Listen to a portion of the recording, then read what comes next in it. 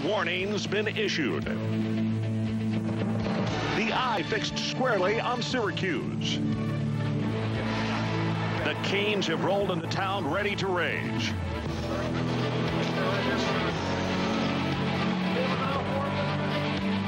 The calm before the storm.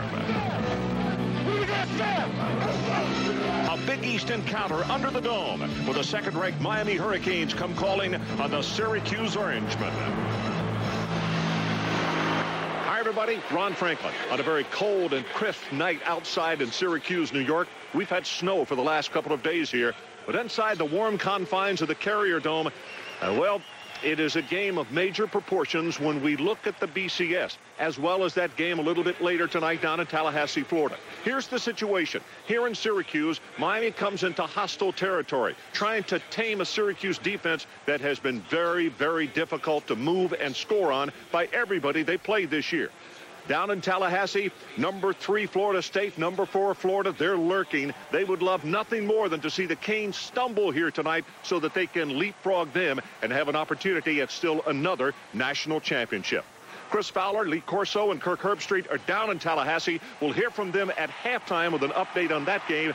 Meanwhile, back here in Syracuse, Mike Gottfried and Adrian Karsten will be joining me when I move back inside the dome. And we'll talk more about tonight's matchup between Miami and Syracuse.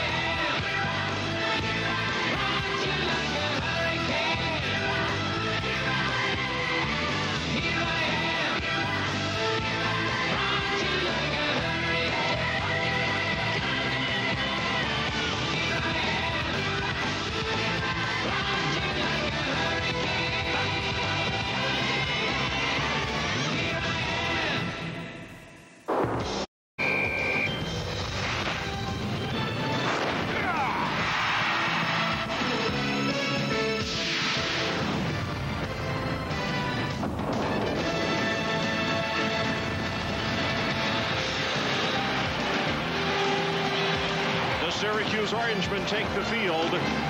Not a ticket to be had for this one for some time now, as Miami comes in, and of course always a heated matchup as far as the Big East Conference is concerned, and particularly tonight with so much on the line, because they are number 2 at 8-1, and the Orangemen 5-4, and what a gigantic win this would be for Paul Pasqualoni and his group. Let's take a look at the standings in the BCS. Oklahoma, then Miami, Florida State very close behind in Florida, and Washington. Hi once again, everybody. Ron Franklin, joined by Mike Gottfried as usual. Mike, I get the distinct feeling, though, that rather than worry about BCS in this game tonight, Butch needs to worry about winning this ball game and about Syracuse. Yeah, I think Butch Davis, when he comes into this ball game, Ron, I think he's worried about just winning, not the points that he can pile up, because he's worried about this dome and the Syracuse defense, and if they get their ground game going. So he's got to be concerned about just winning. You mentioned their ground game. Their offense, to me, and watching them play on tape, they may be as complete or more so than anybody in the country. They may be the best offense in college football with the addition of and the emergence of Ken Dorsey, the quarterback. He's just hitting on all cylinders. And 19 touchdown passes, only 4 interceptions. Doesn't make many mistakes. All right, now having said that, then, what gives Syracuse a chance to win here tonight? These fans, they've got to stay in this ball game as long as they can, and then the defensive effort like we saw against Virginia Tech. They've got to give that same kind of effort, even though Dwight Freeney is not playing the All-American defensive end. And, of course, R.J. Anderson, a new starter at quarterback tonight. The head coaches, Butch Davis, 6th season in Miami, 70% winning percentage, and he knows that he is on the verge of something really huge. Paul Pasqualoni, 10 years here at Syracuse, and actually that is as the head coach. He was the defensive coordinator before that. 80-35-1. Don't have to give you the weather. Obviously, it's perfect because it's 6:37 Eastern Time. It's 38 degrees outside. Wonderful inside. Fast track. Sears gets ready to kick it off. 72% of his kickoffs have gone out of the end zone. We'll see if he can duplicate that again. Very high, very long, and this one is going to be returnable from 1 yard deep. Will Allen. And wow, does he take a head-high shot at the 16-yard line. And let's check on the sideline with Adrian Karsten. Adrian? Ron, you need to know the motivation with hits like that Miami takes from the memory of 66-13, that blowout loss here 2 years ago. I know it was a different time and a different team, but the Santana Mosses and the Reggie Waynes were here. And in pregame warm-up, I could see and hear that old brash, defiant attitude that the Hurricanes used to be known for. Even Greg Mark, one of the assistant coaches who won the national championship at Miami, was gesturing and responding to the crowd. One thing Miami will not be tonight here, Ron, is intimidated by Syracuse. Okay, Adrian. By the way, nice jacket. R.J. Anderson, the redshirt freshman. And they give it right up the middle. D. Brown. D would love to have a big night. He's from Altamont Springs, Florida. As we take a look at the starters tonight on offense. R.J. Anderson, it's his third start. The first time that he started at home. His first two starts were on the road. Here's who he has with him.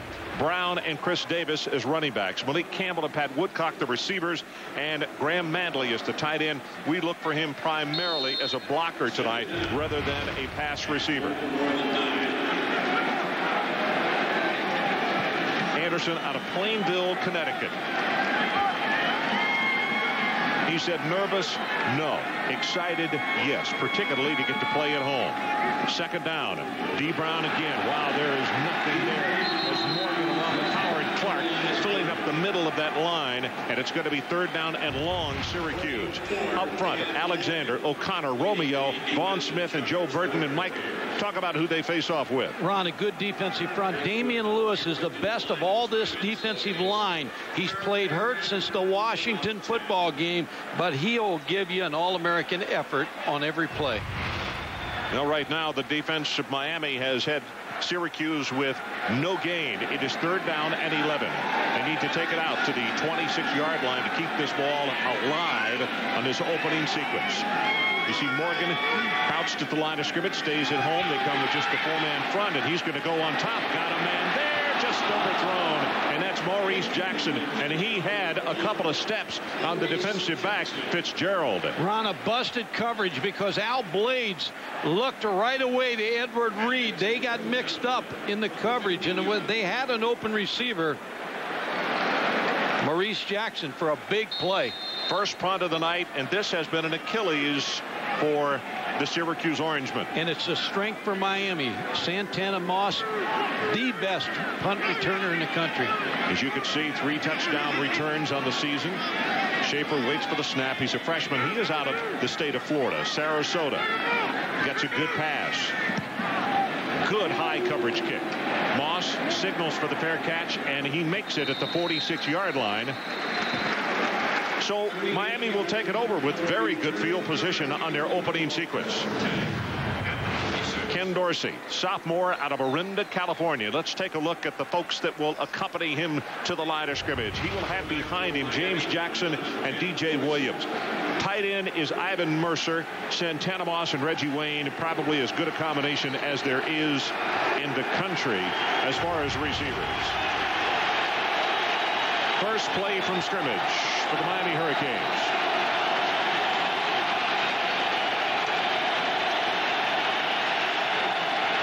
That's Moss in motion. He's going to throw on first down. Short drop. Gets it to Moss right over the middle, and he gets knocked down immediately by Will Hunter. Miami's offensive line. Keep an eye on Bryant McKinney. He's a giant at 6'9", 330 pounds. He may be one of the best they've ever had. The LaFleur, Romberg, Bigla, and Gonzalez. And who do they face off with, Mike? Ron, a good defensive line, but Dwight Freeney, the All-American's not playing. Mark Holtzman takes over for him. That's 13 sacks. That's not in the football game tonight. Well, very quickly, Ken Dorsey is going to go to the sideline. I don't know if there was confusion on the play that was being signaled in or what. We have a timeout. 12:41 left in this first quarter. Right back.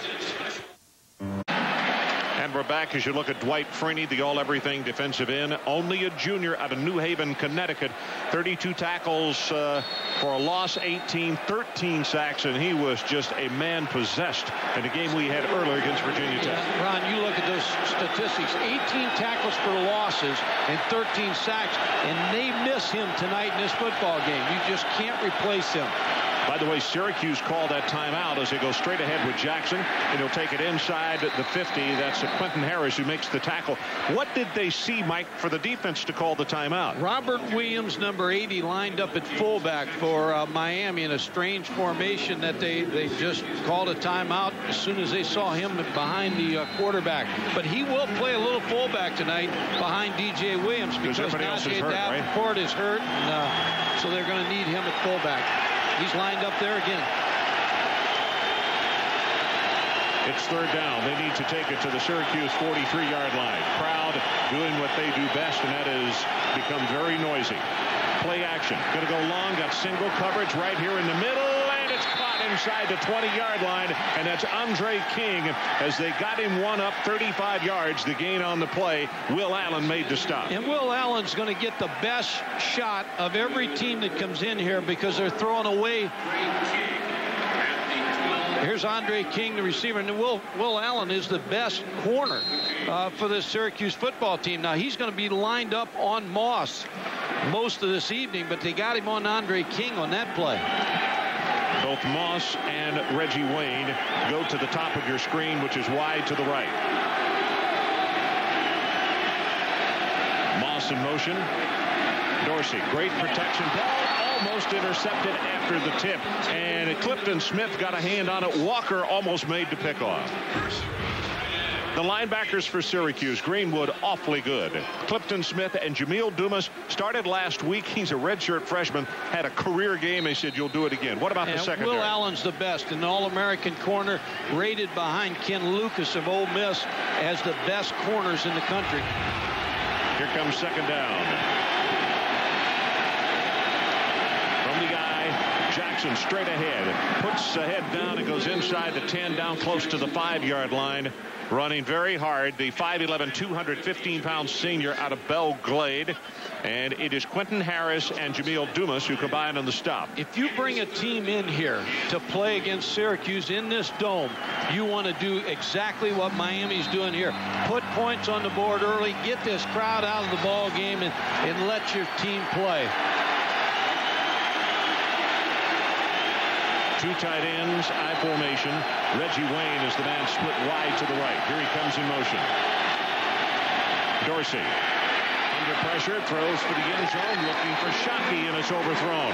Shockey is a tight end, but boy, he has been impressive. He's really an offensive weapon for them. Well, he really is. But Eric Downing, number 90.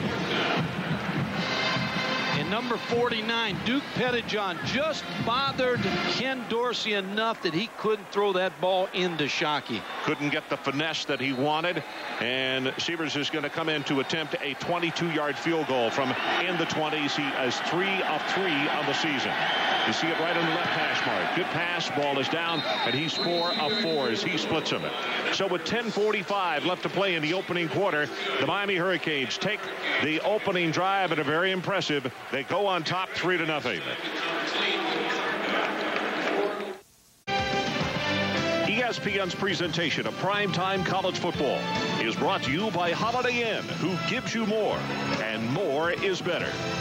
And by WorldCom, Generation D.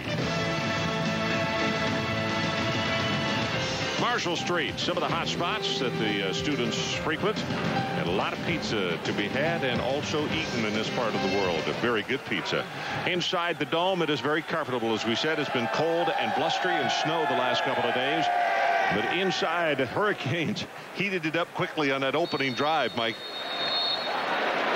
Yeah, very good job by Miami to get down there and get points. They wanted a touchdown, but they'll settle for a field goal, try to get these fans out of the ball game. As we mentioned off the top of the telecast, Sievers has knocked 72% of his kickoffs out of the end zone. But he didn't on the first one. Very high end of our end. This one's going deep. About 6 yards deep and will not be returned. And Brian Kenny, let's check with you. Ron, we go to South Carolina and Clemson here. Aaron Hunt on for the field goal for Clemson, down by 1 and now up by 2. It's a final 16-14. Clemson just edges South Carolina. Well, what a ball game. That helped Clemson to have an open date last week, and that's the thing. It's unfortunate about football schedules. Basketball a little different, but football, here's South Carolina playing Florida in a tough football game, and then you come back and play Clemson, and Clemson has an open date. Benefited from it. Dantzler still trying to play with that injury to his foot. He's not 100%. And in fact, I think I read he's going to have surgery after the football season is over. Yeah, after the Gator Bowl.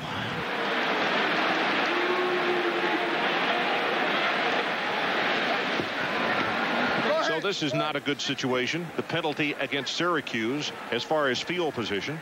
And a discussion goes on, and now they're talking with defensive captain Dan Morgan.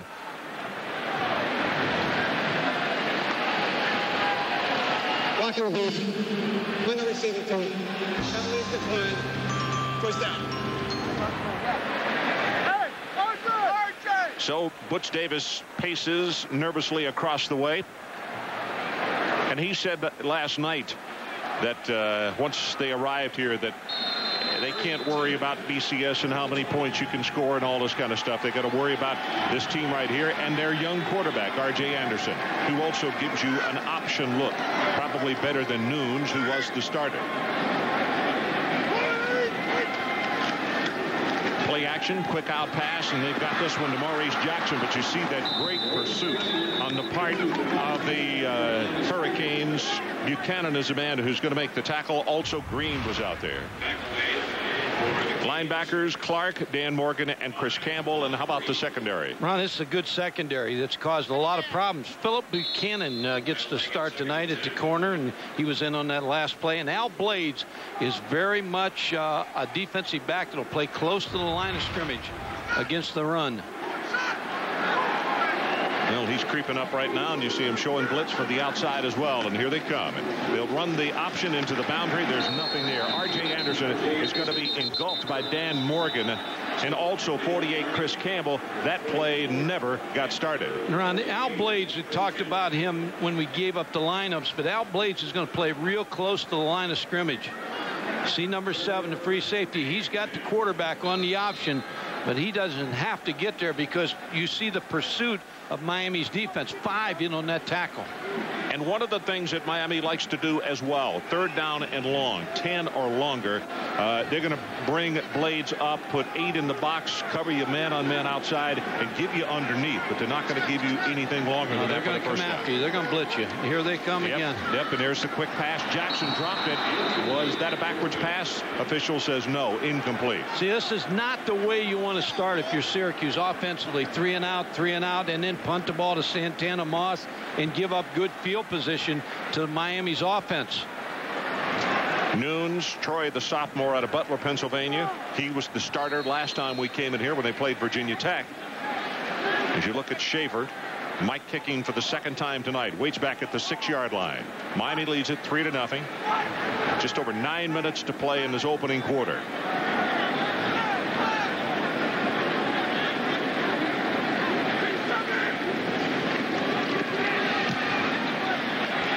Driving spiral. Returnable. Moss from the 32. Nice job for the Gunners. Now here comes a late flag from downfield. As Leverett made the tackle. 47 yards on the kick and 5 on the return, and they might be taking a walk back here.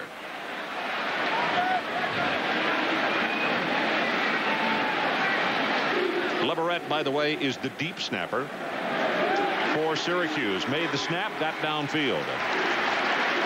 Well, tomorrow on the Sunday NFL Countdown, this week's marquee matchup, Redskins and the Rams, and the Jets versus the Dolphins. Plus, Donovan McNabb that has the Eagles in the playoff hunt. But how about their defense? Then at 7:30, Chris Berman and Tom Jackson return for NFL Primetime. Scores, highlights, and analysis from Week 12 in the NFL.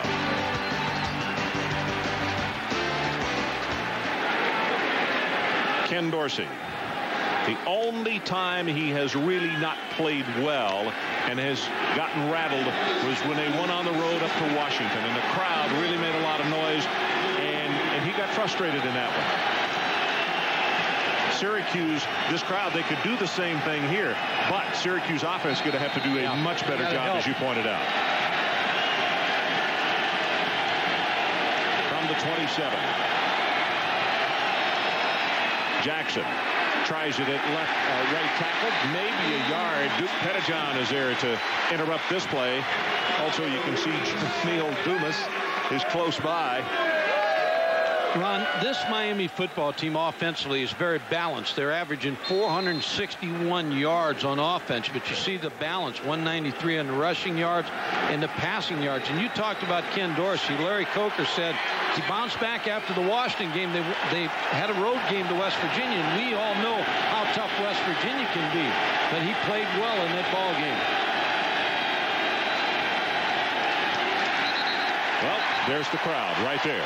Dorsey has to come out from under center and call a timeout. So let's take the break with him. 8:22 remaining. Opening quarter. Miami leads it 3-0.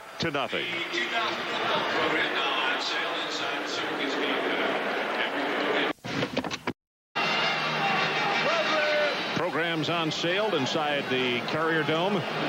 Trust me, there are a lot of folks glad that there is a dome stadium here to play this football game in tonight. Yesterday would have been no fun at all, would it, Mike? You're looking at one of them. I wouldn't want to be outside tonight. Boy, I'll tell you, there were flakes coming down yesterday, big as a silver dollar. Second down, just over 10. Crowd again, getting into it. As Dorsey, short drop, gets the pass to the near sideline, incomplete. Reggie Wayne, the intended receiver. Brian Kenny, let's check with you again. Ron, it's the big game, 103rd meeting, the axe on the line. Stanford looked good for its 6th straight win in big game lore, but back comes Cal. Joe Igber goes in, down by 7. That ties it up. They're now in overtime, Ron. All righty. Our situation, 3-0. The Miami Hurricane. Dorsey, 2 of 5, 39 yards. He's missed his last 3. And right now, Burton and Will Hunter have checked in. It is 6 defensive backs for the Syracuse Orangemen. On third down, Jackson straight ahead, almost breaks his second tackle, will not have the first down at the 31-yard line, and it's Eric Downing who was holding on. This stop right here, not only the defense, I credit the crowd. They rattled him a little bit that time. They really did. We talked about the crowd, and they came to life in that play. Eric Downing with a big play. Larry Coker, the Miami play caller, said he's the best I've seen all year, and he made a good play on Miami's offense that play. Freddie Capshaw. Freddie was sensational in pregame warm-up. He can really boom the ball, not only high, but long. Pressure on him.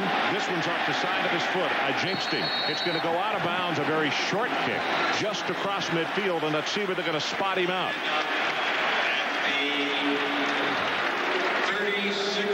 At the 36-yard line, it's a 32-yard kick. No return, Syracuse. Dorsey on the far sideline, visiting with Larry Coker upstairs. And not to overwork the point that we were making, but the crowd did have an effect on him on that series. Ron, now Syracuse comes out 4 wide receivers, 3 wide receivers tight end, spreading the Miami's defense out. R.J. Anderson pitches the ball back. D. Brown, boy, the quickness of this pursuit. And we talk about this all the time, Mike. You cannot duplicate in practice what you're going to see against the Miamis and the Florida States of this world with the kind of team quickness they have. No, it takes maybe the first 5 minutes of a football game to get back to where it's game speed. D. Brown, he never has a chance to get turned up. Philip Buchanan again at the corner. He's played well here in the first quarter. Good job by Chris Campbell to make the quarterback Anderson pitch the ball. By the way, keep an eye on number 44, Dan Morgan. The next tackle he makes will be number 510. That will be a new Big East record. Pressure on Anderson. Gets away from the pursuit, and the ball is caught inbounds. That's Woodcock. You talk about a big-time catch. Pat Woodcock, that's his 25th reception. He averaged 17 yards every time he catches a pass, and he snatched that ball out of the air. Syracuse will be looking at a third. Anderson under duress, but look at this catch. Going up high to catch that football and get his body in bounds. So they spotted at the 42-yard line. They need to take it to the 46.5 to move the chains, or again, it's going to be 3 and out. Miami, a lot of movement at the line of scrimmage to confuse Syracuse. Anderson, pressure is there, and he loses the football, and it is recovered initially by Syracuse. It may be the best play they've had tonight. It is the best play. They got a first down off of it. Malik Campbell, I believe, got the football. And Adrian Karsten was talking about the size of Malik Campbell's hands last night. He told me he's got the biggest hands he's ever seen. Well, the hands came in handy right here because number 10 just picked that ball up and recovered the fumble. So it's a first down from the 45-yard line. Sweep to the left side. Brown has 5, has 8 and 9, close to the first down. And that's Edward Reed who came up and made the tackle. That is the best run from scrimmage by Syracuse tonight. Yeah, Dee Brown's the leading rusher on this Syracuse football team. He's an inside runner. He's not going to take it the distance, but he's a slasher. He averages almost 6 yards every time he touches the football. It gets into the secondary. Good blocking by the offensive line of Syracuse. You could see DeLoach, big number 71, Giovanni DeLoach, a junior out of Teaneck, New Jersey, out front blocking on that play. This time Woodcock and Campbell to the bottom of your screen. And Syracuse in a customary I formation. Brown again wanted the left, going to take it to the right, denied the 35, and that's what he needed for the first down, as Dan Morgan has just become the new record holder as far as individual tackles career in the Big East. We're going to give him credit. Hopefully officially they will do the same thing. Butkus and Nagurski Award candidate. A lot of people think he's going to win those awards. Had a great career here at Miami. 6'3", 230 pounds, out of Coral Springs, Florida. 10 of his tackles this year have been behind the line of scrimmage for lost yardage. Thousands of people in our community. You can see how close they are. The other thing that he did that really blew me away against Pittsburgh, he had 20 tackles against Pittsburgh, 11 of those solo, which shattered the all-time Miami team record. Well, that you mentioned the Pittsburgh game, and that's exactly what Paul Pasqualoni and the staff at Syracuse talked to their team about. They said that game was 13-7, almost at the half, and he said, we beat Pittsburgh here, and we should be able to stay right with them, and if with a few breaks we can take this game to the fourth quarter close and a chance to win.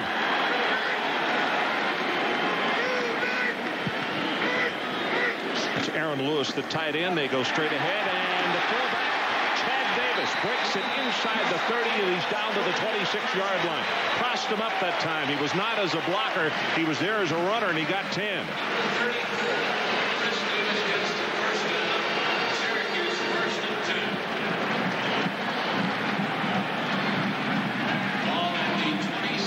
Best drive of the night by Syracuse. The first 2 offensive series for them, 3 and out. The biggest thing they're doing right now is they're running clock and keeping that potent Miami offense off the field.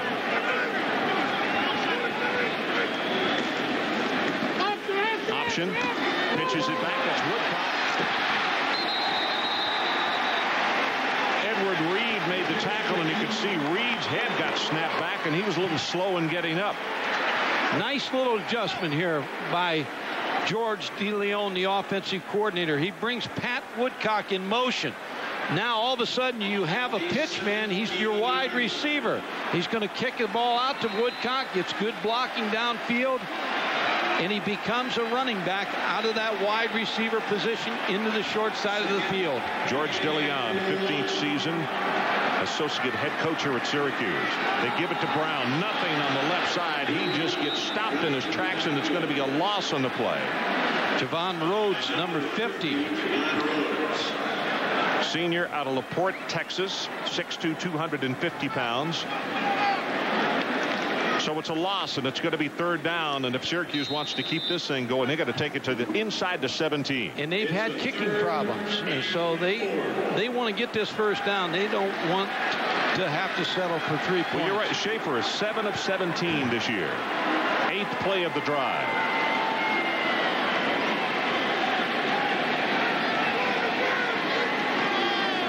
Anderson gives it to D. Brown. Penetration by that defensive front, and he's knocked down for a 3-yard loss by Matt Walters. When you get that kind of penetration, there is no way any offensive play is going to go. And now Paul Pasqualoni has got a decision to make, but not for long. He's going for the 3. And not a lot of confidence in the field goal unit this year. Schaefer's longest is 37. That was against Pitt, but 7 of 17 on the season. This is going to be a 41-yard attempt out of the hold of Troy Nunes. Pass inside, handled well, and long enough, but wide left. No good. 7 of 18 now. And that brings the Boo Birds out. But that's the right call, Ron. You've got to try the field goal. You got to try to get points on the board here.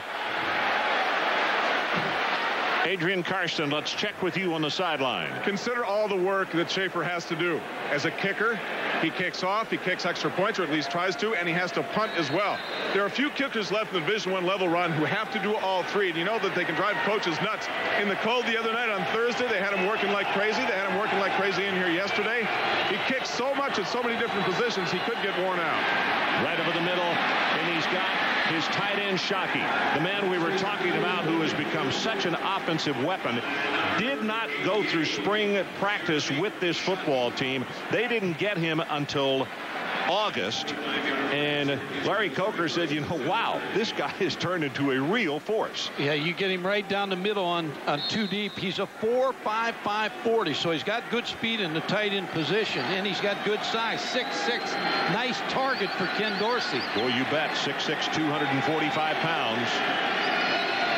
Miami right back in Syracuse territory. They lead it 3-0. About to hit 2.5 minutes left opening quarter. Here's Jackson. Hanging on to him is Clifton Smith just after he gets the handoff. And Brian Kenny will check with you again.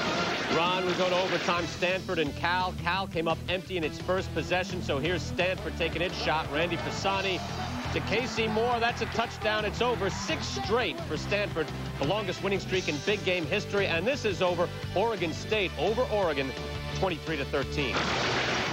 Boy, what a huge win for former Miami coach. Yeah, Dennis Erickson. May get a lot of Coach of the Year votes.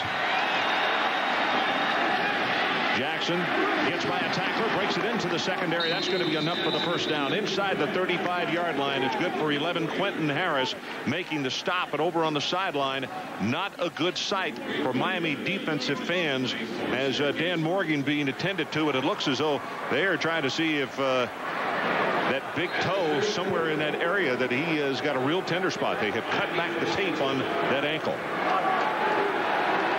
Ron, what happens after you get a missed field goal? You get deflated.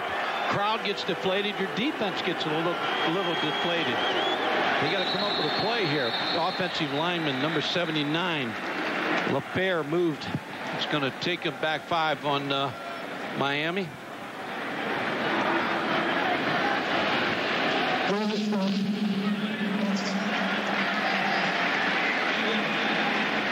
Adrian Karsten, let's check back with you. Possibility of a broken bone in the large right toe of Dan Morgan.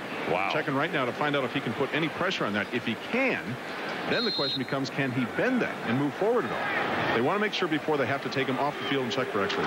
You know, Adrian, one of the most difficult things also, obviously it's very tender, but on this very hard surface, it would be virtually impossible for him to come back tonight, you would think. Very hard. Very hard. You've got 1 inch of turf and then concrete right below it.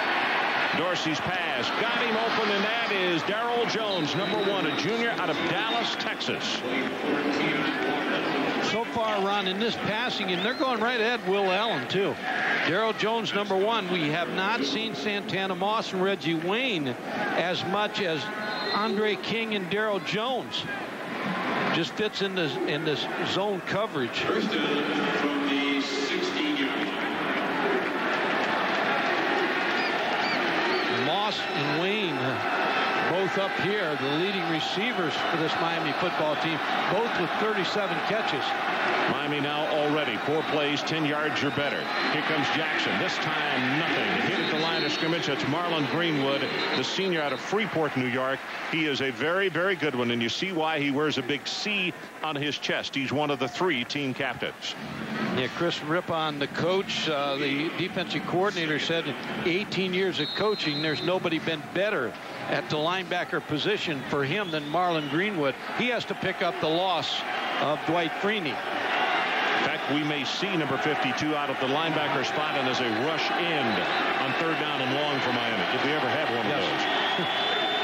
From the 16, Dorsey looks near side and out of the hands of Reggie Wayne. Willie Ford with the defensive play. Willie Ford plays this ball the way you're supposed to play it and strips the arms of Reggie Wayne. Reggie Wayne, 6'1", trying to get the fade. Ford's real tough at him at the line of scrimmage, not letting him get a free release, and then he does a nice job of slamming down the arms. 3rd down. They need to take it to the 6-yard line. Ron watched Santana Moss. I would figure that he's going to be a factor here. Now that's Moss in motion. Here comes the safety blitz. Gets the pass out. Caught at the 10. Breaks the tackle. And he is very close to the 1st down as Walker will finally stop him after a gain of 11. That is the end of the 1st quarter. So let's catch our breath for a moment and take the timeout. It is Miami 3 and Syracuse nothing as we head to the second 15 minutes of play.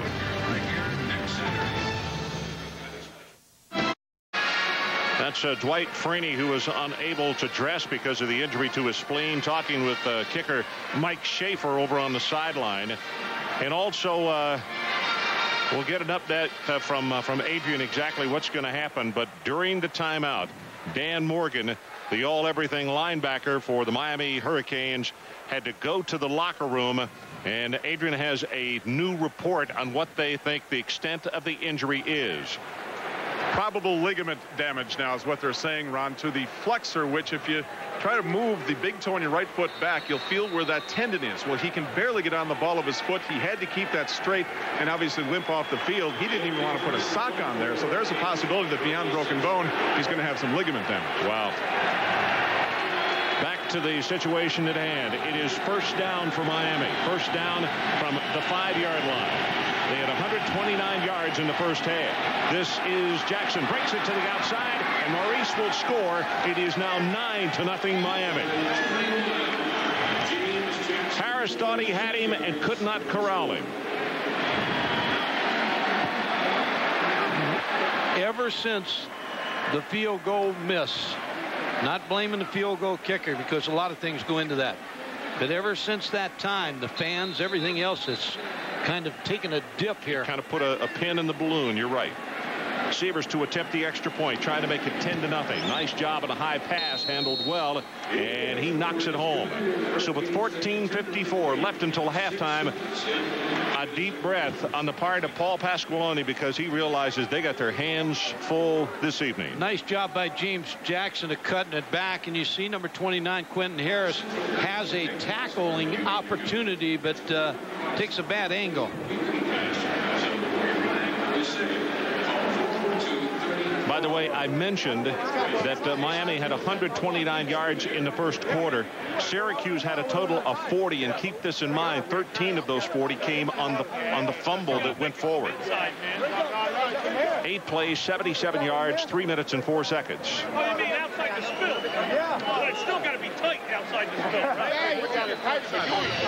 Later tonight at ABC Sports, the showdown in the Sunshine State. Number 3 Florida versus number 4 Florida State at 8 Eastern. Chris Winkie a little under the weather the past few days, but he'll be ready to go for the Noles.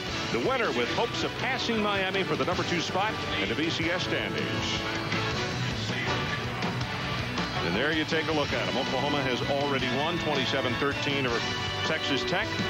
And Washington is leading Washington State 13-0.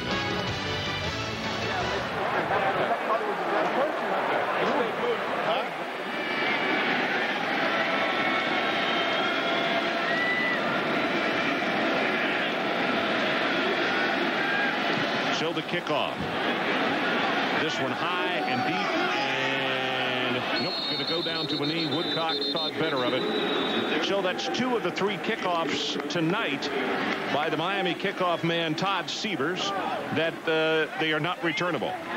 Now, Ron, R.J. Anderson's got to put him in a position to be successful here. He's 2-0 as a starter. He's limited a little bit in his running ability because of a knee injury, but he's got toughness. He played linebacker at Milford Academy, so he's a tough guy. You know what? He only played quarterback one game. Was it 2? I think it's 2 games, but they saw enough in those 2 games that they really liked him as a prospect at quarterback. Timeout Miami, making some personnel changes on the defensive side of the ball. Will take it with them. 14:48 until halftime. 10-0 Kane.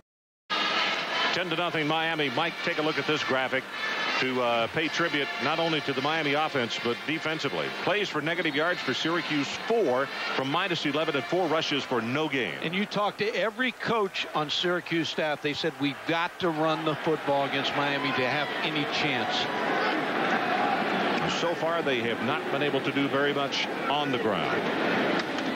Anderson wings it, almost intercepted. Is 31 Philip Buchanan cut in front and almost made the interception. Adrian Karsten, what do you have for us? Hurricane defense had to take a timeout because of confusion on the part of number 51 Jonathan Vilma, who takes the place of Dan Morgan. He wasn't sure whether he was supposed to play middle linebacker or actually go over and replace Howard Clark at his linebacker position, because Clark can play both.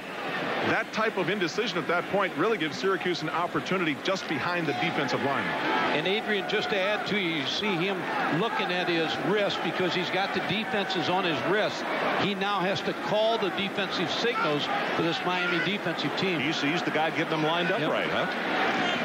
They give it to the fullback. First man through, goes for about 3 yards out to the 22-yard line. And Vilma is the man who made the tackle as he is congratulated by his teammates newly into the ball game. He just heard Adrian talking about him. So he said, I'm going to make a tackle. George Scott picked up about 2.5 yards in the play, and now it's 3rd down. And Syracuse needs to take the ball out to the 30-yard line. 2 of the 3 drives that they had tonight, it was 3 and out. And Mike and I were just talking during the timeout.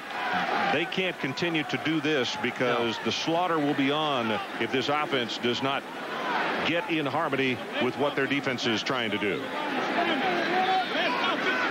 Didn't get the play off. That's going to be 5 more yards added against the Orangemen. Now, if they don't get a first down, they're going to start playing. Miami's going to start playing against the computer because they're going to work the scores.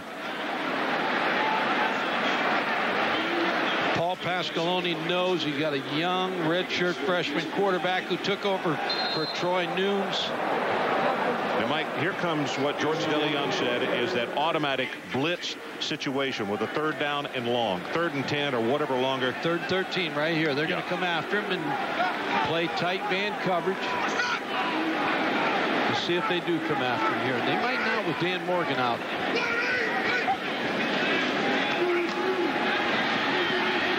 Anderson better do something, doesn't do anything in time, and is tackled back at the 10-yard line by Cornelius Green.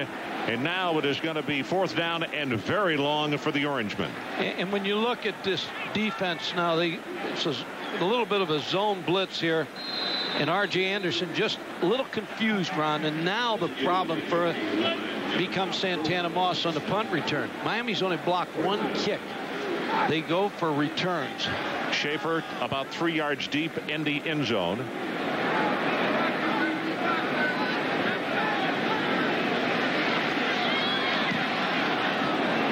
Driving high spiral. Moss from the 41. Breaks 2 tackles and then finally gets out of bounds at around the 47-yard line. Snell made the tackle for Syracuse. 48 yards in the kick and 6 on the return. And tonight's Aflac trivia question, who was the last team to win a national title after losing a game in September? The answer later on.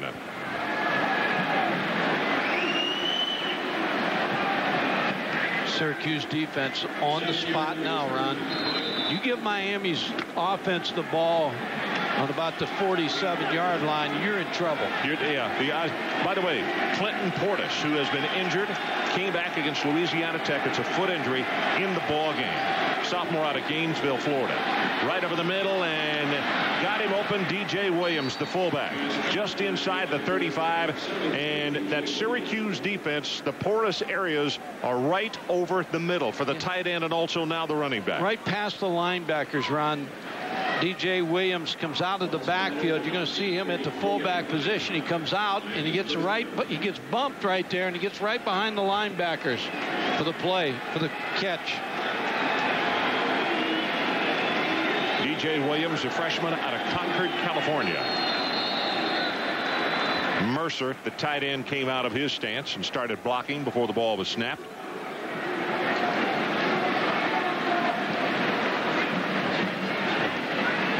You take Dwight Freeney out of the defense, Ron. We talked to him yesterday. You and I had a nice conversation. What a nice young man. Yeah, he is. All-American player. 18 tackles for losses. That means he's behind the line of scrimmage 18 times. 13 sacks out of the total team sacks of 29. So that you take that out and you take the leadership off the field. That's a big loss for Syracuse tonight. First down and 15. That's Jones in motion. And they give it off to Portis back into the boundary, and he's going to be knocked out of bounds after a short gain, maybe a couple of yards on the play. And let's check with Adrian. Adrian? Ron, if you remember, there was a time in the Virginia Tech game last time we were here about a month ago when Freeney came out after sack number 4.5, feeling a little bit winded. Little did we know at the time that he had a lacerated spleen. A couple days later, he had a temperature over 100 degrees. He went home to check it out with his family physician. They acknowledged, yes, lacerated or ruptured spleen. He was home for 2 weeks in Connecticut. He has come back. They expect him back if Syracuse can make a bowl game, maybe by the first of the year. Some of the doctors said, though, Adrian, it might take 2 to 3 months for him to just sit and do nothing. That's Wayne in motion. Play action. Stepping out. Got him wide open deep. And Reggie Wayne, man, we were just talking about, nobody picked up the motion man. I think Willie Ford thought he was going to run a corner route, Ron. He made a good move on Willie Ford and hit him on the post. And Ken Dorsey delivered that ball on the money. Watch Reggie Wayne come down the field. Looks like he's going to run a corner. Now he breaks the post, and he got Willie Ford turned over, and easy touchdown for Syracuse, Miami. Miami is making this thing look very easy as Todd Sievers comes on for the extra point, and it is blocked. And a flag is down.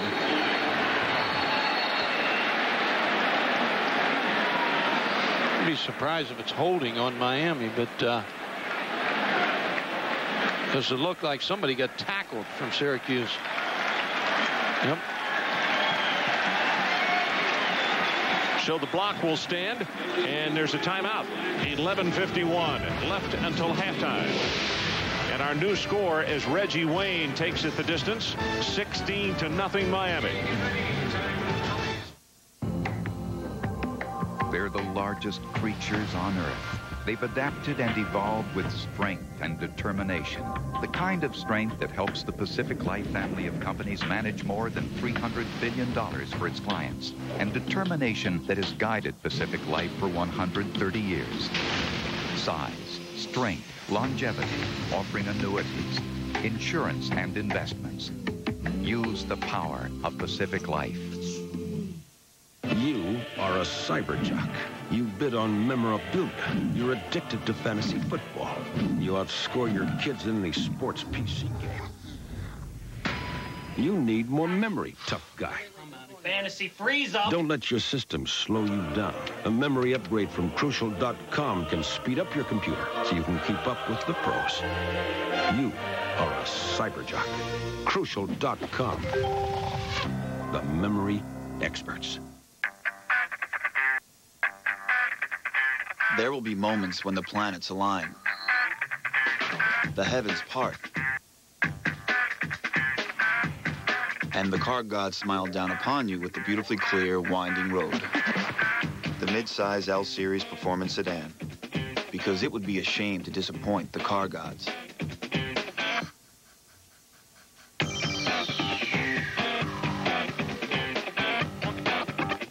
Pivotal game for Virginia Tech as they reach for a BCS bowl bid against intrastate rival Virginia. Virginia versus Virginia Tech at 7:30 next Saturday on ESPN.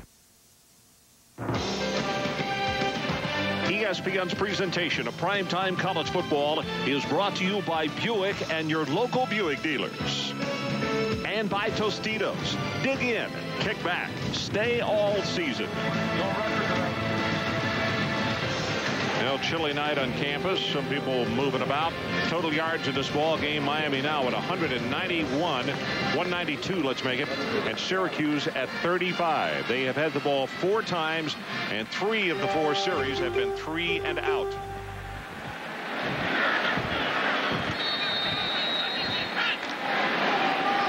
Woodcock and Allen, the 2 deep men for the Orangemen.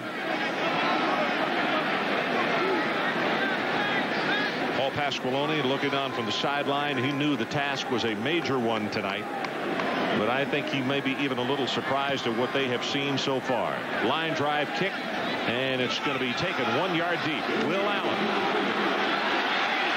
And Allen gets turned to flip just after he comes across the 10-yard line. That's Maurice Sykes, who was downfield on the special teams to make the tackle. College basketball coming up on Tuesday, November the 28th. It's the ACC and Big Ten Challenge. 7 o'clock Eastern. It's Wake Forest battling Michigan, followed at 9, Illinois, taking on the number 2 ranked Blue Devils of Duke. And over on ESPN2, Northwestern meets Clemson, followed by Georgia Tech and Iowa. For more, log on to ESPN.com.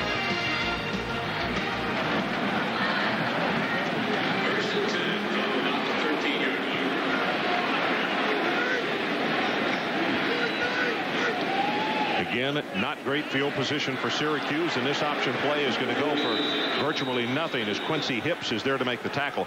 One quick reminder, I just read the promo on basketball. Congratulations to Mike Krzyzewski on winning his 500th last night in 21 years at Duke. And let me just say one thing. There is a great example of why alumni get too antsy sometimes. Mike Krzyzewski, after 2 years at Duke, a lot of people did not think that he was the man for the job, and he had an AD by the name of Tom Butters who stood by him faithfully. And now look at what the man has done. Probably the classiest guy in college athletics. R.J. Anderson with a 2nd down and 10. They fake the reverse.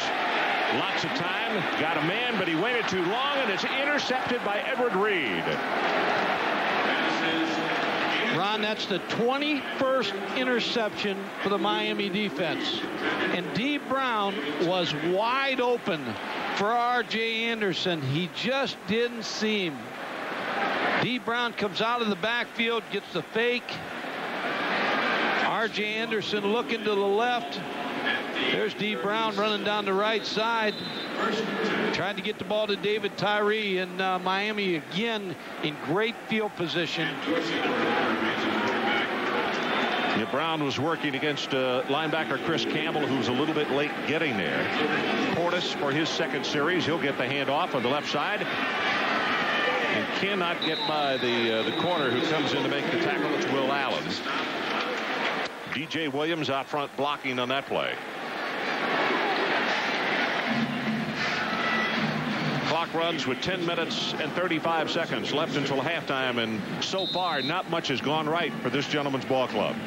They did have one drive where they took it down. They tried a 41-yard field goal as they ran out of steam, and that was wide left.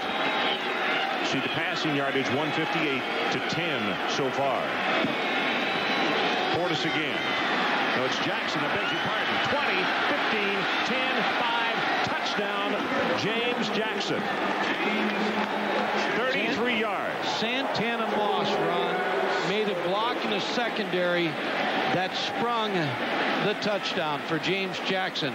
Santana Moss, a lot of players can catch the football, but you want your receivers to block. He blocked for James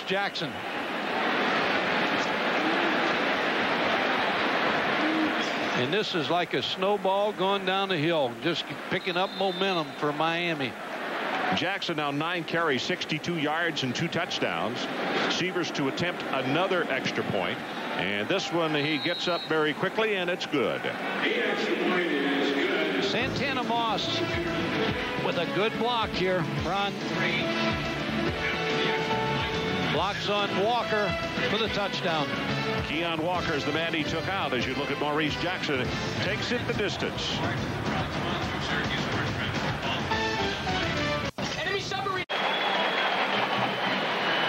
It has been all Miami in the first 20 minutes of this ball game, 23-0.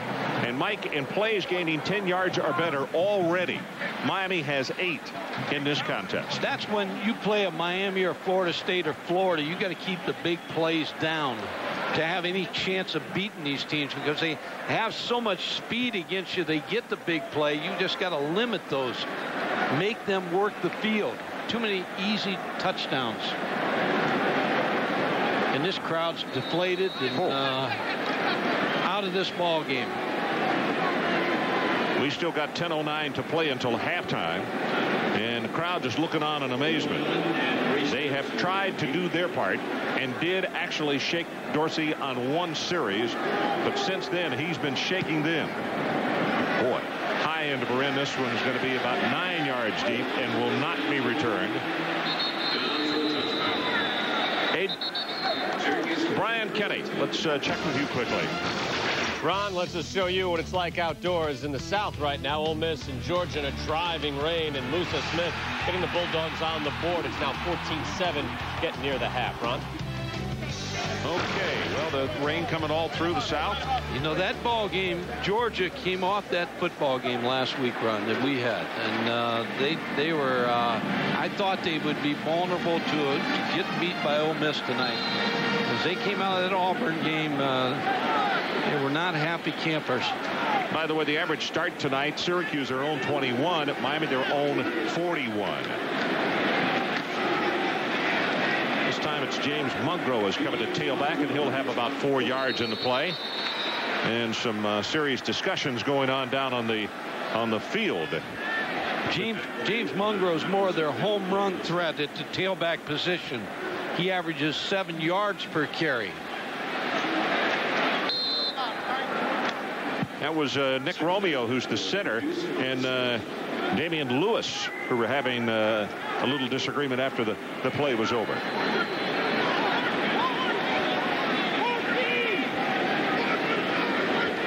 Here comes the blitz.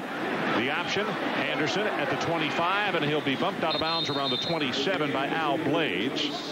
Blades is so close to the line of scrimmage, you've got to get him off of the running game. You've got to get him involved in the passing game. If he's going to play like he's playing, he's an extra defender up there against the run. You know, on that side, they're very large, too, because Blades is like 210. The corner on that side, Rump, is over 200 pounds. Yeah, Mike Rump's 6'2". Which normally you think that's the size of a safety, but those youngsters obviously run well enough to play corner, or they wouldn't be out there. See Al Blades again, Ron. He's sitting up here as a linebacker. Drops back in coverage, pressure on Anderson, and the ball is gotten away and incomplete. That was William Joseph, number 94, who was all over him. And again, it is a 3 and out. When Miami was winning national championships, they had a front four, always good defensive linemen. That's been the biggest difference I see in this football team. They get pressure with Damian Lewis and William Joseph and Jamal Green and Cornelius Green.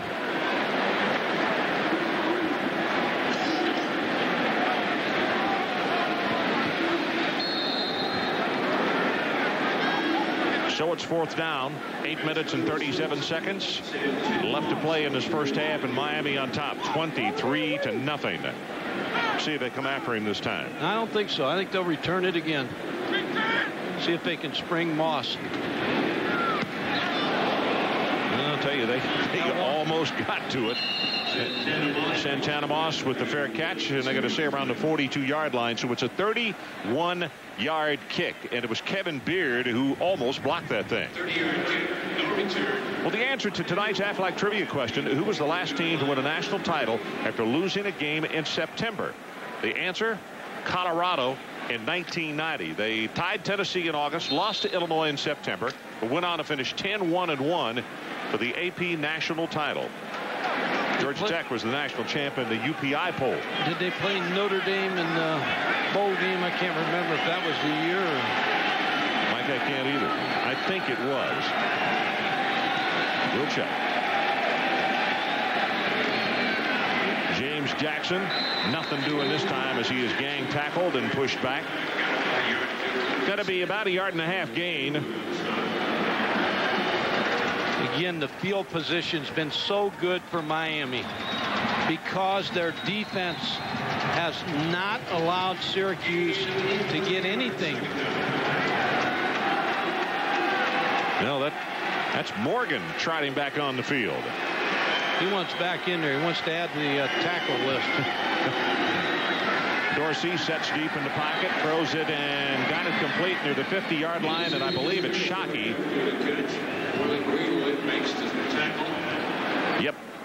Jeremy Shockey, the big sophomore, junior college transfer who has really been instrumental in a complete and total offense for the Miami Hurricanes. The other thing Larry Coker said about Shockey is he, in practice, and this is what you want when you coach, a player that practices every play like it's a Super Bowl. And he said that's the attitude he takes on the practice field. And it's no I mean, you've got to believe that helps him on this field and has made him an outstanding tight end. He caught the pass against Florida State in the drive, and nice to have a guy just come into the fall and come out of nowhere and be your tight end. He wasn't even there to get work in the spring or summer.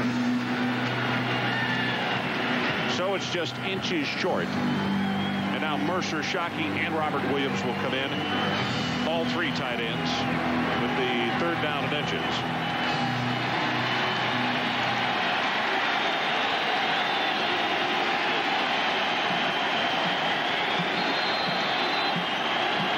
Moves away from the ball. The referee whistles the clock back in.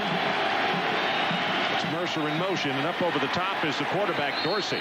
Took a pretty good shot as he went over the top. He will have the first down. Eric Downing down at the bottom of that stack. And Ken Dorsey has emerged as a leader with this offensive football team. He is a cool customer too. He doesn't no. You know, he really seems like even at this early stage of his college career to really have a grasp of this offense, what they're looking for. He really does. John Congemi, who does the TV for Miami, said he's just a real leader for this football team. They believe in him. Reggie Wayne in motion, but they keep it on the ground, and it'll go for a couple of yards. Domus making the tackle. By the way, Ken Dorsey was so impressive in that final drive against Florida State. He hit Santana Moss. This is the play that Mike was talking about. And the one coming up, Santana Moss, that's good for 10. And here comes the touchdown to Shockey. Right over the middle. And you can see he just threaded that one right there. 46 seconds left. And on that drive, Dorsey was 6 of 7 for 73 yards. Pretty good numbers against an awfully good Florida State defense. It's a very good defense. 2nd down and 8. Pumped it once. Going to go on top. And the man we were talking about just now, Shockey, is the guy I was looking for.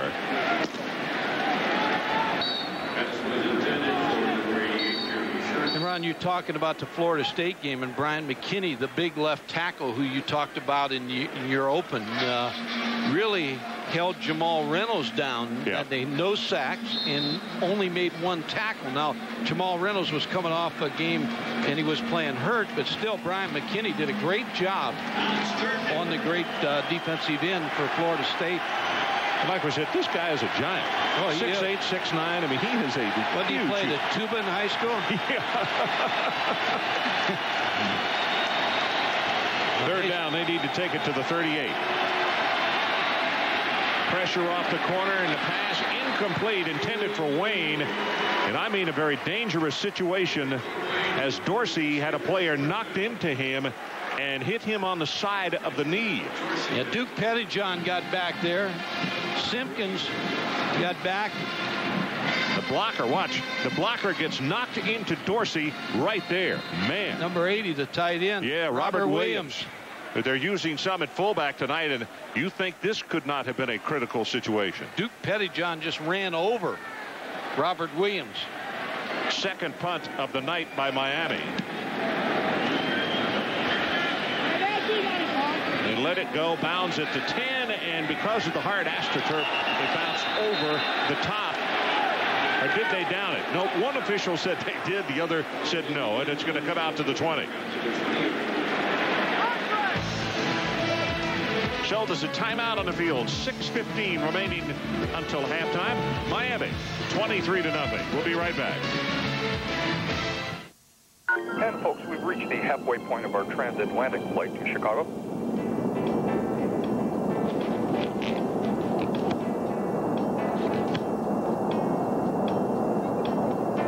Got a lot of international calls to make? Get great rates from home with AT&T's international plan.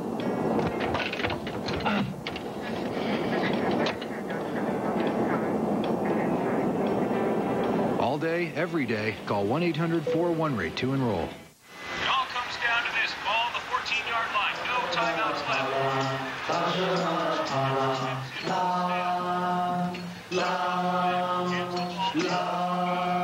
Tostitos?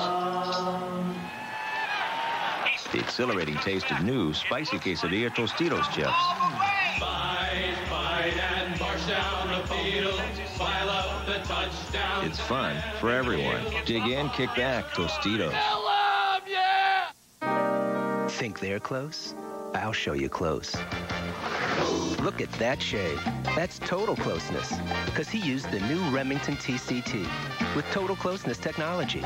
A new system that does something revolutionary. Shaves your whole face. Even the hard-to-get spots, like your neck. Totally close. The new Remington TCT. Total closeness or your money back. Can I have my face back now? We are back. Some of the kiosks outside the stadium selling T-shirts and Syracuse paraphernalia. Inside the dome, kind of quiet as Syracuse got the noise going early, but it has been all Miami. Here comes Anderson, and it's that option play again, and nothing doing as Jamal Green, number 55, stayed right at home. And Adrian, let's check down with you again. Well, miraculously, Dan Morgan has come back in the game. He's been cleared, obviously, to play medically. Ron, this is one of the toughest kids in college football I've ever seen. They went into the locker room. He didn't want to wait for the film to be developed after they took the x-ray. They finally took a look at it and says, okay, there's no ligament damage. He says, all right, can I play without a shoe? I said, no, Dan. It's part of your uniform. You have to play with a shoe. Yeah, but my foot feels better if I don't have my shoe on. Well, he's back on the field. Did they give him a larger shoe? No, actually smaller. I'll tell you about that shortly. Oh, okay. Clock runs with 5 minutes and 35 seconds left. Here comes the pressure. And guess who? It's Morgan. And the ball almost intercepted as Rumpf was the closest man to it. Woodcock, the intended receiver. And one very valuable lesson that R.J. Anderson's going to learn tonight, Mike Gottfried, is you can't throw into any kind of coverage when you're playing a secondary like this, because they'll intercept it every time. They will. And Dan Morgan's coming on the trying to get to Anderson. I don't care what size shoes he's got on, but he's been a factor in this defense. I'm waiting on Adrian to tell me the shoe story.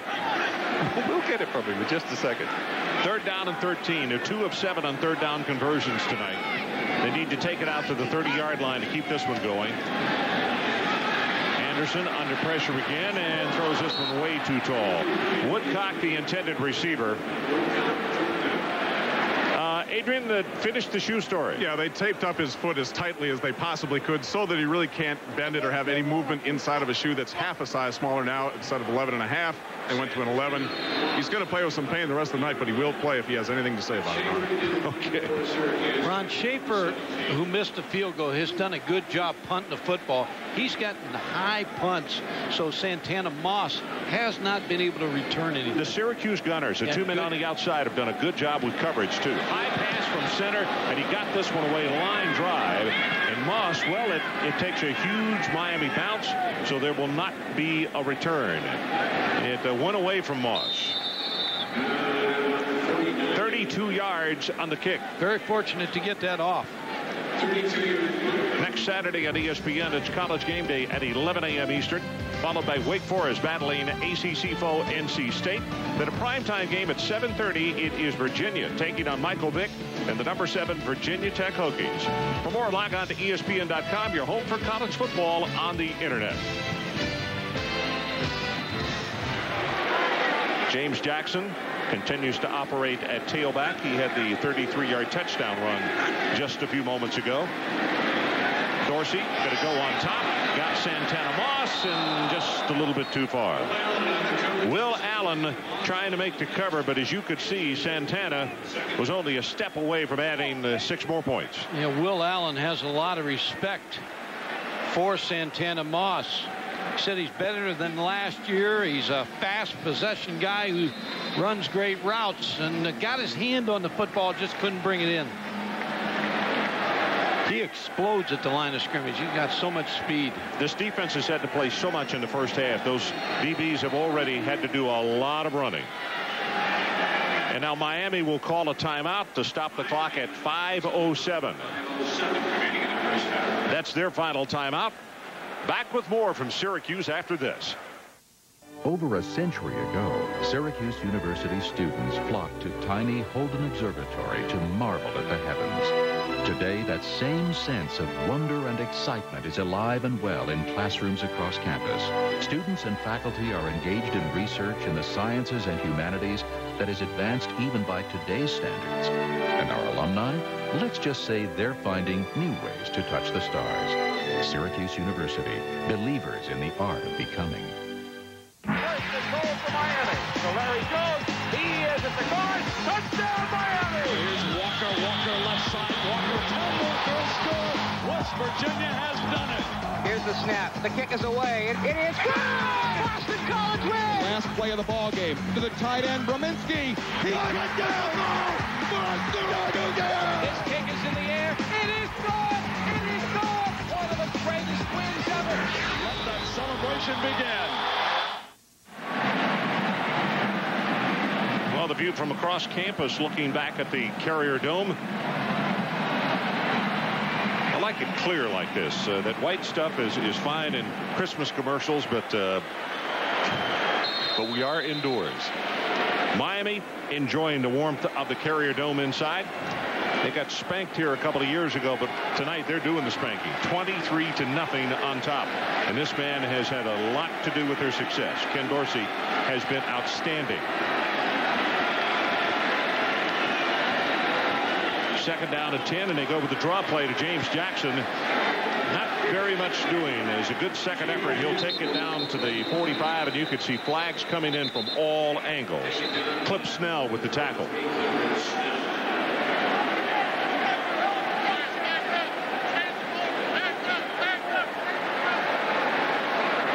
Mask. What else can go wrong for Paul Pasqualoni's team? Boy, I don't know.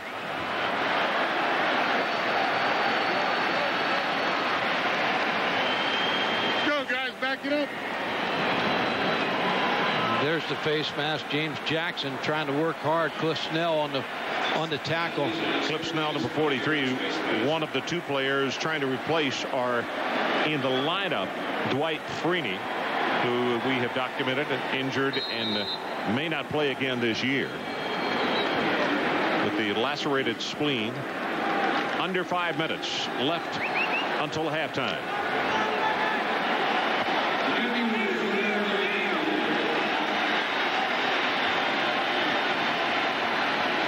Second down and short following that penalty. And it's Jackson. And very close to the first down as Clifton Smith will knock him down.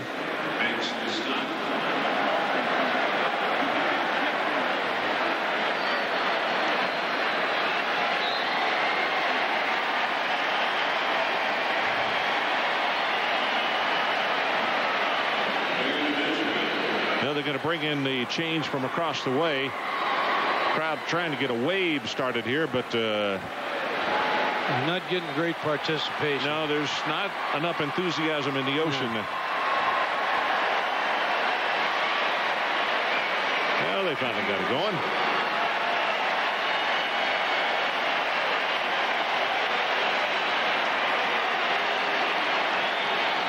P.J. Williams into the ball game on 3rd and short. Freshman fullback out of Concord, California.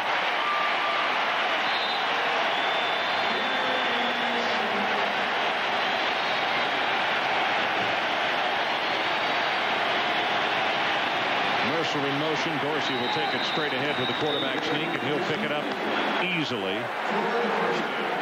Brian Kenny, let's check back with you again. Ron, coming up, SportsCenter in game at the half. We'll have the Civil War, the Iron Bowl, the Apple Cup. Half of the Rose Bowl equation figured out. The other half is up in the air. We'll have highlights of Washington and Washington State. And Chris, Lee, and Kirk talking about Florida and Florida State. Ron? All righty. Situation, Miami 23-0. Driving the football at the line of scrimmage at the 37. Jackson again, big opening to the right, and it closed up quickly. Clifton Smith with a nice defensive play coming from that middle linebacking spot.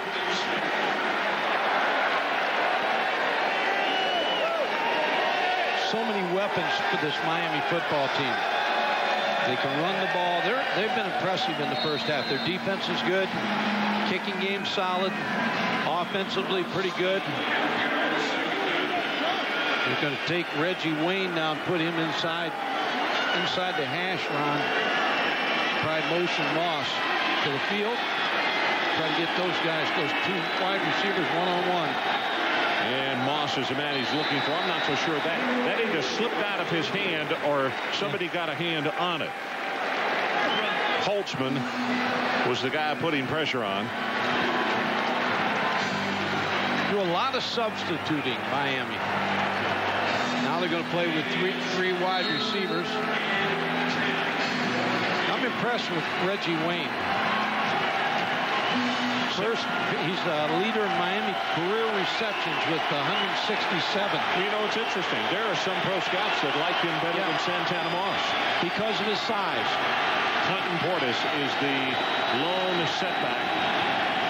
Wayne has 1 catch, 32 yards for a touchdown, and this one right here, maybe a little miscommunication because Wayne turns around and looks back at his quarterback like, that's not what I was running or looking for. Yeah, coverage will dictate sometimes the pattern, and as the receiver's coming off, if he and the quarterback are not on the same page, that's when a route can break down.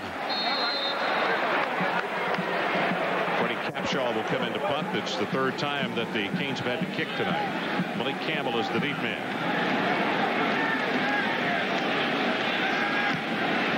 Very high, trying to pooch this one. And they got their gunners downfield, and it got just right by the man on the outside that was there to touch it dead. As Aaron Mosier. So 38 yards on the kick, and Syracuse will have the ball at the 20.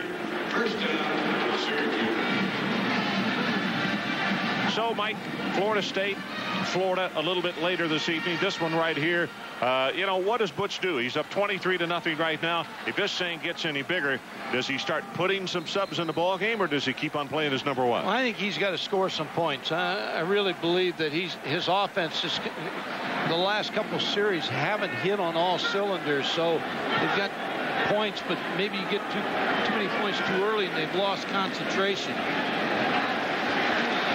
Anderson. Defense really has not, as Edward Reed playing awfully well is what the defensive coaches told us, and boy, you could see right there.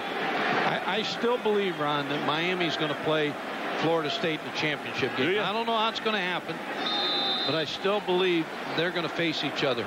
Well, at the first time they played, it's one of the best football games that I thought I'd ever seen as far as talent on the field and just really going at each other. They're the 2 best teams I've seen. Now, Oklahoma I've only seen on television, but Kansas State would have to beat Oklahoma for that to happen. Here comes the blitz off the corner and the screen pass. Mungo and hit from behind. Nice move by Jamal Green as he had gone rushing in, made the quick turn, came back and hit him and made the stop. They close. Their closing speed is so fast that when you look like you have something, they just out of nowhere somebody closes on and makes the tackle.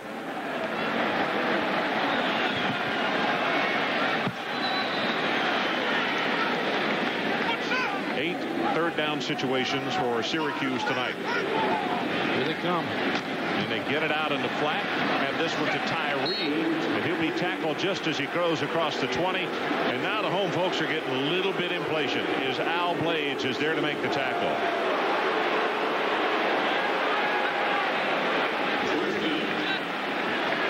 Man coverage, Ron. Everybody was up tight on the screen play. Well, Santana Moss has not had an opportunity really. He did return one. We'll see if Schaefer can kick it high and long and let his cover team get down there this time. Schaefer's done the job in the punting game.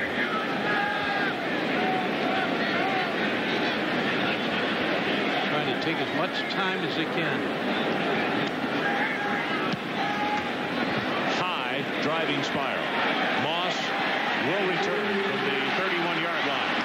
Got a wall, he sure does. Stumbled and finally just has to run out of bounds. Caught his shoe on the turf somehow. And Mungro is the man who escorted him out of bounds. But that is a huge return after a 49-yard kick. And that's what they do to you, Ron. Similar to Florida State, they keep the pressure on you in the kicking game and good defense and good offense. 31-yard return, yeah, Mike. and the deep throws and big plays. And Miami, again, there you saw him trip a little bit, but they have 36 seconds, no timeouts left. That's right. They did take that last one. The offense did, as you look at Santana Moss getting a breather on the sideline. They got Reggie Wayne lined up against Willie Ford in the short side of the field. 84 Andre King has come in, and he is the man at the bottom of the screen. And they dump it back into the short side of the field to Portis. Portis will get what he can, does not get out of bounds inside the 25-yard line, and it's Marlon Greenwood who makes the stop. And look at Miami quickly bouncing off the ground and setting up. Yeah, they know the first down is going to stop the clock. They want to be ready to go as soon as the referee puts the ball in play. Just like that 2-minute drill that you work on every afternoon in practice.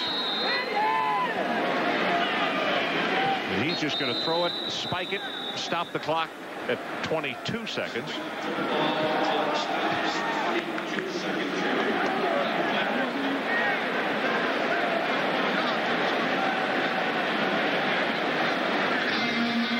Yeah, keep looking in the short side of the field. Reggie Wayne lined up there against Willie Ford. Willie Ford's giving him a big cushion. You know, Mike, you got to take at least one shot into the end zone. And if I'm Syracuse, I got to be taking a serious and close look at number 88, Jeremy Shockey, the tight end. Yeah. And he's trying to call a timeout. He doesn't have one left. And that's going to be a delay of game. Dorsey came out and called a timeout and didn't have one. So 5 yards will be stepped off against the Hurricane. Not going to hurt him, Ron, because it gives you a little bit more room to throw it in the end zone. He came out from under center, signal timeout, and the coaches are going. Yeah, no, keep going, the line of scrimmage.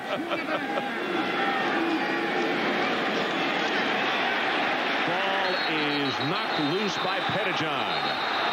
Picked up by Syracuse, but his arm was going forward, says the referee, who was right behind the play.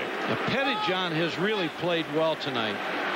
This offensive line, Ron, Pettijohn has got to the quarterback a couple times, but they've only allowed 8 sacks in 9 games, so Miami's offensive line pretty good. Pettijohn just beats him with an inside swim move. Guess who he wanted? He was looking at Shockey at the top of the screen, and he was covered, but that's the man he was looking for. 17 seconds left.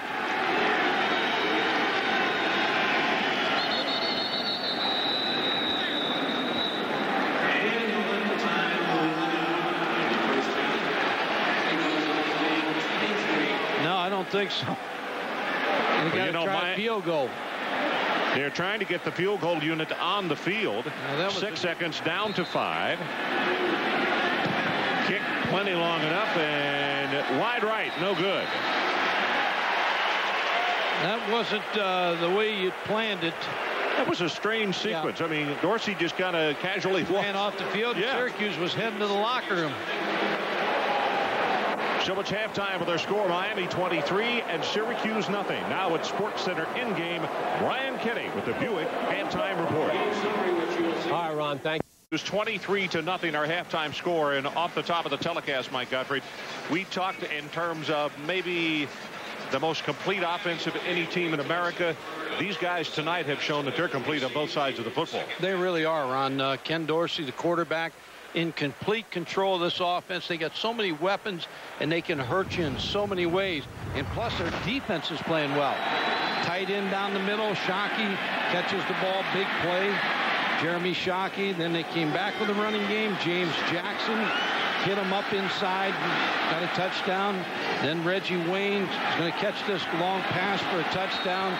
Santana Moss had a couple catches and then hurts you in the special teams, and then you add to the defense. 2 of 9 for Syracuse on third downs, only 27 rushing yards, 15 passing yards, total domination in this first half. 29 snaps of the football for 42 yards. Don't need to tell you that that is less than 2 per try. Schaefer with the kick, and it landed in bounds, so it'll come out to the 20-yard line. Adrian Karsten, what do you have for us, big guy? All right, Ron. Miami quarterback Ken Dorsey did take a shot to his head close to the end of the first half. They thought maybe more than just a slight ring of the bell happened. Well, it did not. No concussion, no nothing. So now, that begged my question to Butch Davis. How long do you leave your starters in? Because he claims it doesn't matter as far as BCS is concerned whether I win by 20 or whether I win by 1,000. However, I will not put my starters in jeopardy. So, Ron, it's going to be very interesting if Syracuse can't score here to see how long those starters offensively and defensively do stay in. Okay, we'll keep a close eye. Santana Moss in motion. And this is Jackson. James Jackson picked up and thrown down after a game by Keon Walker.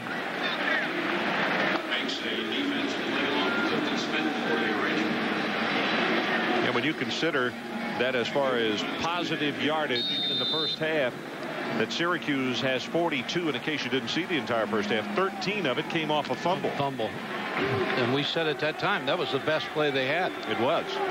This key series for Syracuse at the start of the third quarter. They got any chance to come back in this football game, they can stop Miami on this series. Dorsey right over the middle, and he gets it to DJ Williams, the big fullback, and he lumbers out to around the 30. Should be enough for the first down as Marlon Greenwood is there to make the tackle on him. Yeah, Marlon Greenwood had problems bringing DJ Williams down.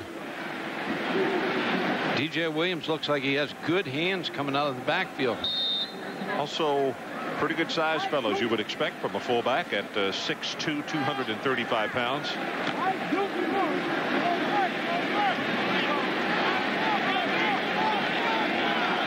Well, they did just what they wanted to do, Ron. Took this crowd out of the game. You don't hear any noise here. Jackson on the counter tray and good to the pass. Smith is there. Flag is down. Also Walker down at the bottom of the pile. And it's going to be holding against the Hurricanes. Adrian talked about when they came up here 2 years ago and got beat 66-13. So they had that revenge on their mind coming in here. But they immediately took the crowd out of this game. Now what you want, if you're Butch Davis, you don't want this to turn into a sloppy ball game in the second half. That can happen because you lose your focus. Yeah, you lose your focus and you lose your intensity and you go through the motions. And what Adrian's question to him was, you know, how many points is necessary. I think the system says you got to score and score a bunch.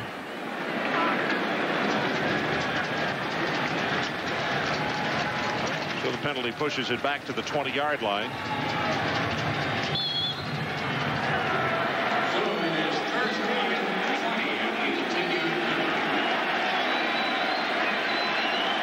This is the play where they take Moss in motion and try to hit him. They've hit him on every motion play they've tried to throw to him.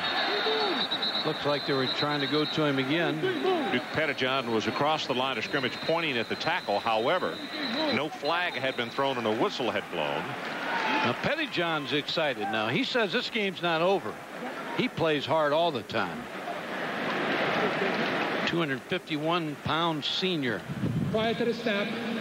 False start. Offense. 5-yard penalty, still first down. So what we were just talking about, Miami getting off to a sloppy start. Yeah.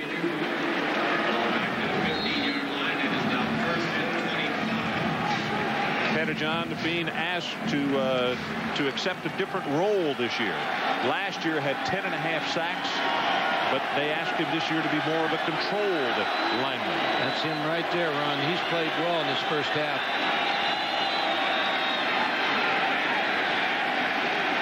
DJ Williams, the ball carrier, not much there. And you know, if you're Butch Davis and Larry Coker, the offensive coordinator, that Paul Pasqualone is going to challenge his defense the second half, because we talked about it in the open. The only things they had going for them in this game tonight was the dome and defense, and the dome has not been a factor. And defense, they even though they have made some mistakes and given up some big plays, they still have done some good things. Now they have to draw the line in the sand and say this is over. Now we've got to carry our part and hope the offense gets going. Second down at 25. They're going to take it all the way out to the 40-yard line and pick up the first down. And just a little bit overthrown. Reggie Wayne is the man that he was looking for. Willie Ford is doing a nice job at the line of scrimmage. Now I don't know if he's holding on to Reggie Wayne or not, but he's doing a good job of keeping him from getting off the line of scrimmage. Yeah, he's grabbing a cloth, but see, he couldn't get off the ball, Ron, so he couldn't get out in the route. Willie Ford trying to be physical at the line of scrimmage. I'm not so sure that Reggie Wayne didn't hurt himself either. He just went slowly off the field. We'll keep an eye on that. Romberg goes over the football on third down and very long. Here comes the blitz, and it's Jackson in the running play. 25, 30, and all the way out to the 33. Tackled by Marlon Greenwood. It's a gain of 18. Marlon Greenwood was playing defensive end on that play and got caught inside.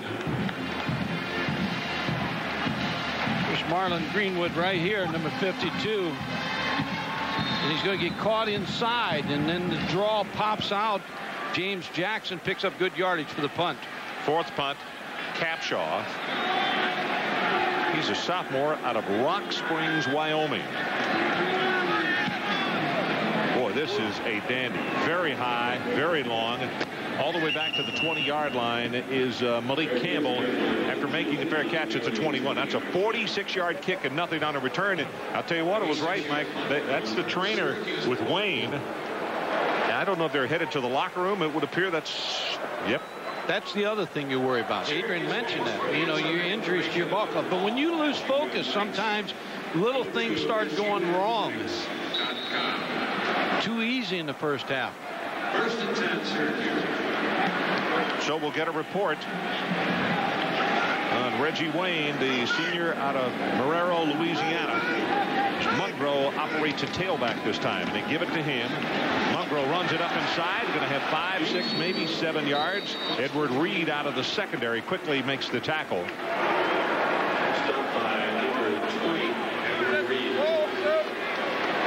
Ron, Syracuse's offense. Now the defense did what they were supposed to do. Now R.J. Anderson has to get something started. You got to get better mix in the second half than you did in the first half. There was no running game, no passing game, no offense for Syracuse in the first half. They got to come up with something here in the second half to stalemate the speed of Miami. Here comes the blitz off the corner. Running play up the middle, big opening. 5, 10, 15, and almost out to the 50-yard line is Mungro. It's a gain of 23. And that's what you need. You need to get this crowd back in the game. You need to take a little pressure off your redshirt freshman quarterback. James Mungro hits up inside. Looked like it was going to be an option on the outside. Mungro is tackled by Blades and Reed finally in the secondary. And Lewis missed him at the line of scrimmage. Had his hands all over him.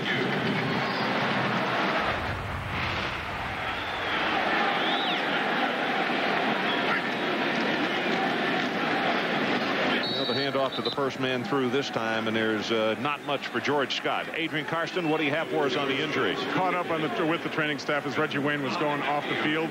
Hip pointer. Practically, there's very little natural padding on his right side. That's where he was hit.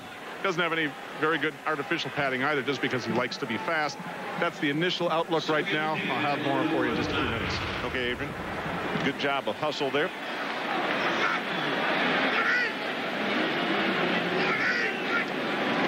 comes the blitz. You can see him creeping up. Anderson quickly gets it away, has it complete to Woodcock, and that's enough for the Syracuse first down. That's 11 yards.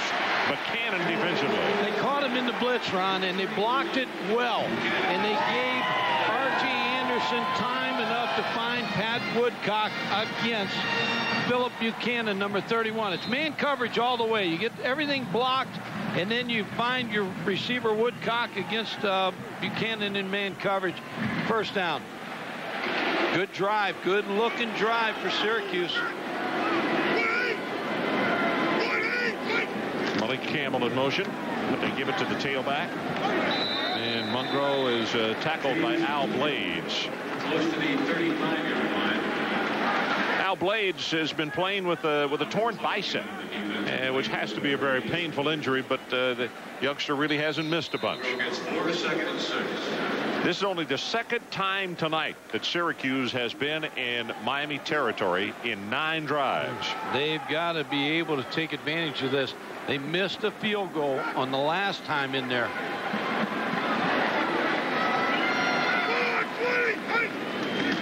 Here comes the option on 2nd down and 6. The pitch.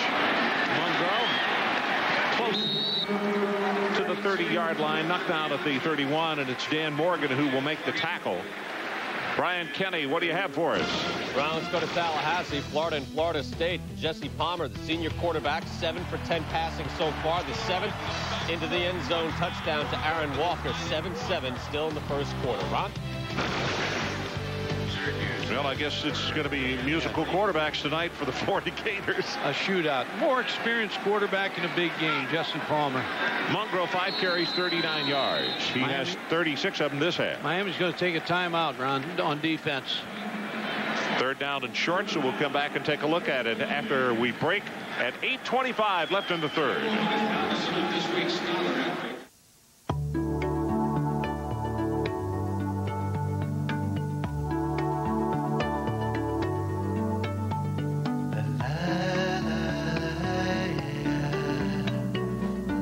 See yourself at McDonald's? We're doing everything we can to make sure you do.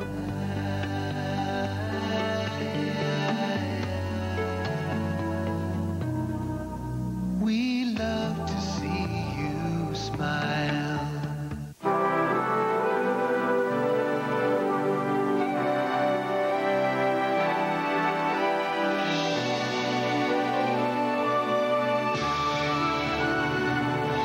Their stories are all different, but their passion, their dreams are all the same. That's why State Farm is a proud sponsor of women's sports, because little girls have big dreams too. It all comes down to this. Ball on the 14-yard line. No timeouts left.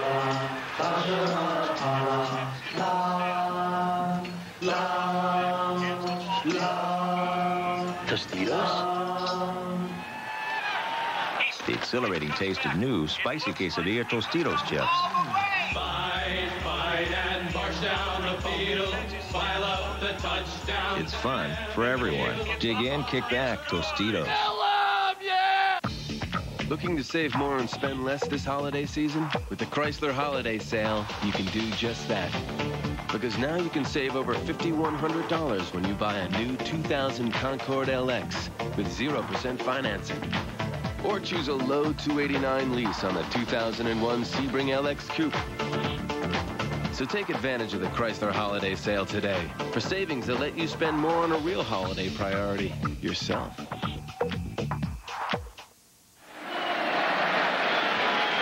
We are back 23-0. Troy Nunes, who was the starting quarterback, sophomore out of Butler, Pennsylvania. Last 2 starts, 2 touchdowns and 8 interceptions. And one of those so costly in a game that they should have beaten Virginia Tech in here. We may see him in the second half.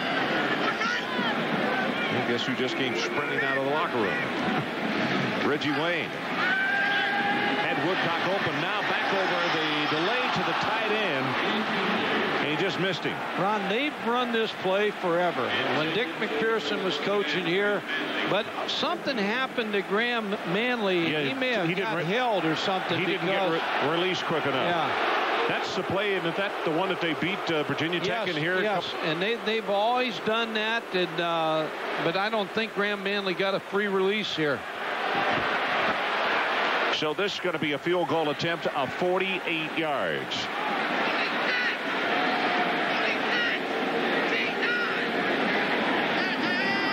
And it's a fake.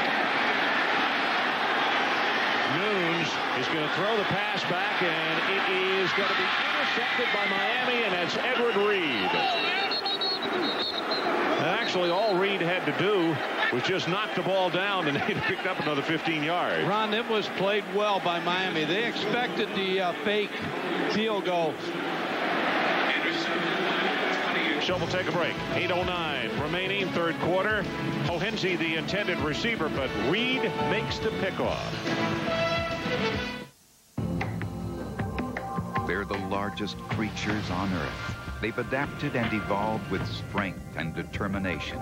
The kind of strength that helps the Pacific Life family of companies manage more than $300 billion for its clients. And determination that has guided Pacific Life for 130 years.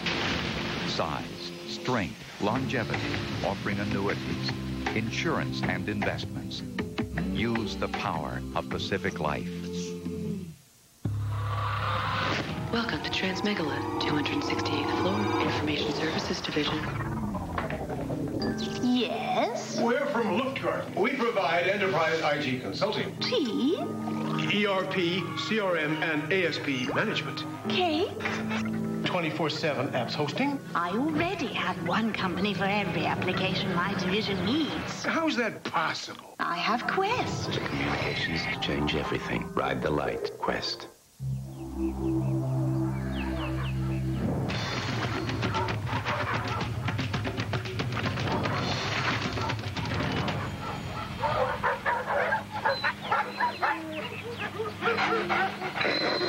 Chrysler Town & Country. Re-engineered and redesigned with over 80 available safety and security features. Chrysler Town & Country. The best minivan ever. During the Chrysler Holiday Sale, get 4.9 financing on Town & Country LX or low lease rates.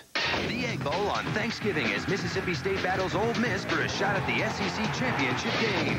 Mississippi State versus Ole Miss at 8, Thanksgiving on ESPN. ESPN's presentation of primetime college football is brought to you by Tostitos. Dig in, kick back, stay all season. And by Chrysler, we're reinventing the passion for driving. Welcome back to Syracuse. Ron Franklin, Mike Gottfried, Adrian Karsten, a very talented group of ESPN technicians, photographers, video folks. And Reggie Wayne came back on the field. And we'll look to see if he gets some more playing time here shortly. Now Shockey came out of his stance when at the line of scrimmage Eric Downing came across and flags were thrown. Miami has not looked sharp this half. No, they have lost their focus. Still first down. But they're one big play about getting it back. Well, that's the truth. This penalty is going to go against Syracuse. After the penalty up to the 41-yard line, it will be first. There's Reggie Wayne. As Adrian said, a hip pointer on him.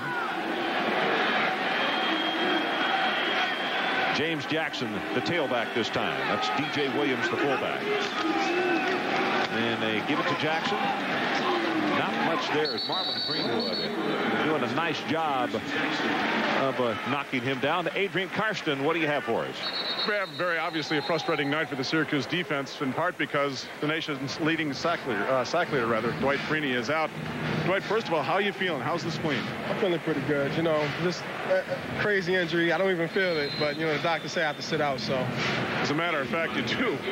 Frustrating for the defense tonight because, all respect intended, I don't know that you would have like the 4.5 sacks you did against Michael Vick, because this is a very different offensive attack and a very different quarterback. Most definitely. They have a real quick 3-step drop. It's real hard to get to the quarterback, so you know, we have to come with safeties and corners and try to get to him real quick. It's real hard. 3-step drop. In situations, Marlon Greenwood has really been expected to take your place. What kind of coaching, how have you been able to help him here tonight? Oh, I kind of tell him certain techniques, things that I know from playing defensive end since he's going on a third down situations. So I kind of help him out as far as the sets and certain moves. Thanks for taking the time, Dwight. I'll let you get back to your job and get yourself healthy. No problem. Okay, Ron. Okay, Adrian, thanks a million. If you want to sound really smart during the summer and people are talking about who the better players are in America, go ahead and pencil him in as your All-American at defensive end, one of them anyway.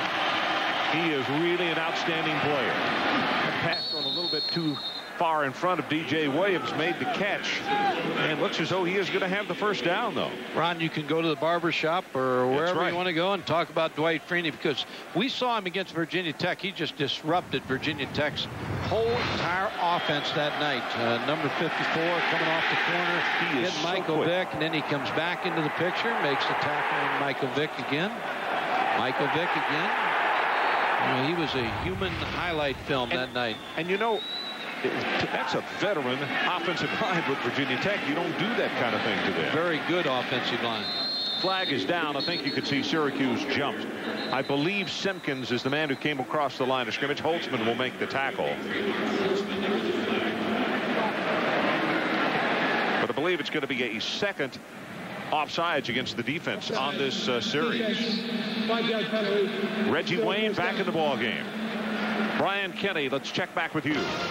Ron, we get back to Florida and Florida State. We showed you the touchdown pass from Jesse Palmer. Well, Chris Winkie got the ball back, and right away, very quickly, right there, Marvin Minnis, 34 yards, 14-7 late in the first. Whoa. Ron, he's going to win the Heisman Trophy tonight in this ball game. He's going to win it or lose it in this ball game, and he's off to winning it. Boy, I can't believe he's having to play with the flu. Here's Reggie Wayne. Play action. Gets it off at Shockey. Breaks a tackle, and Shockey out to the 45-yard line, and now the 46. Keon Walker finally pushed him out of bounds, but it's a gain of 13. Here's another youngster that's going to be on some All-American lists next year. Really, Southmore, 6'6", 245. Great speed, got great hands. And works well with his quarterback, Ken Dorsey. If you have a tight end that can catch the football, it just means so much to your wide receivers, your quarterback. And a tight end that runs a 4.55. Yes. You get to work him down the middle. You get to work him against linebackers. He's got 3 catches for 53 as we see Jackson. And Jackson turns the corner. And a good second effort there by him is Jamil Dumas on the tackle. I get the feeling this is the drive that's going to cash all the chips in, because Miami's going to go down the field here. I believe they're going to score and turn out the lights, because they're methodical now. Now, we talked about losing focus a little bit ago, but they look to me like they've regained it now.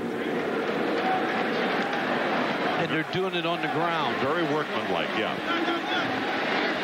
That's Santana Moss at the bottom of your screen. And they give it to DJ Williams. Not much there for the fullback. Duke Pettijohn, who has had an outstanding game in this one tonight, is there to make the tackle.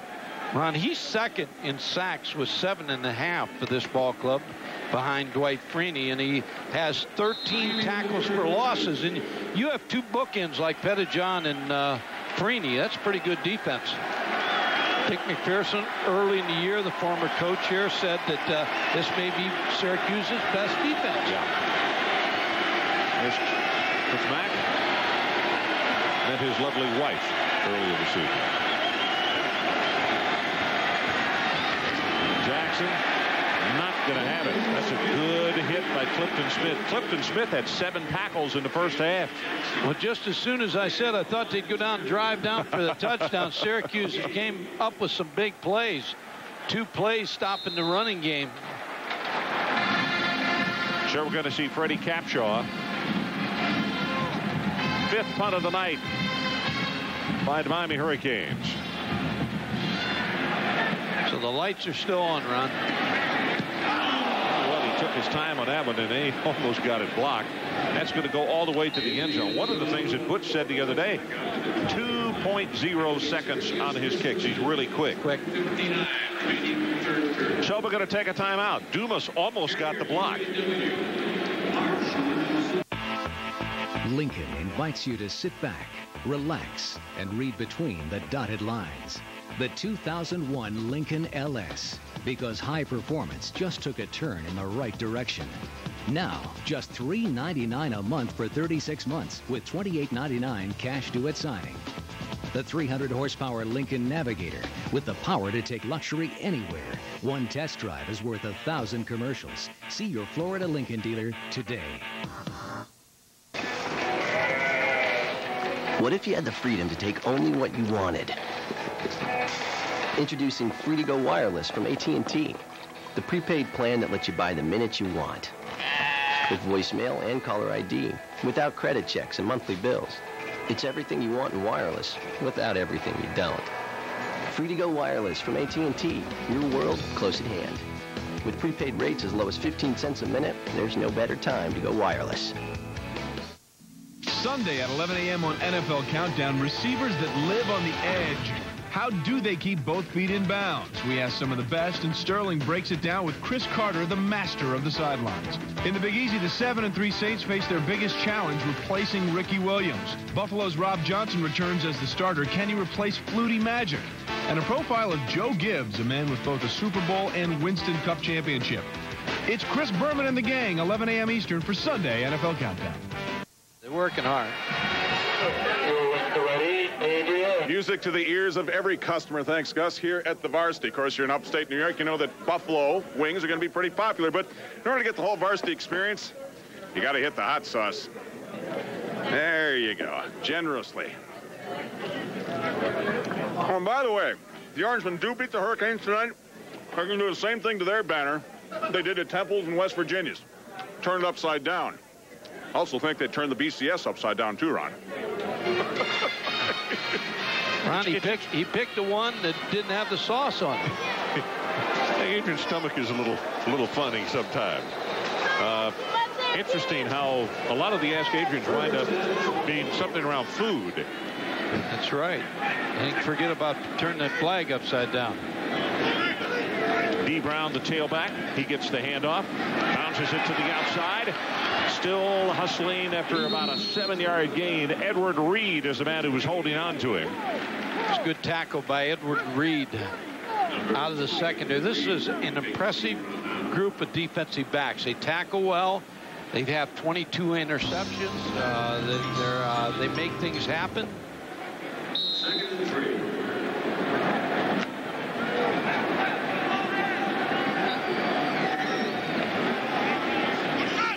Reed has 5 tackles. All are solo. And, of course, he's got 2 interceptions tonight.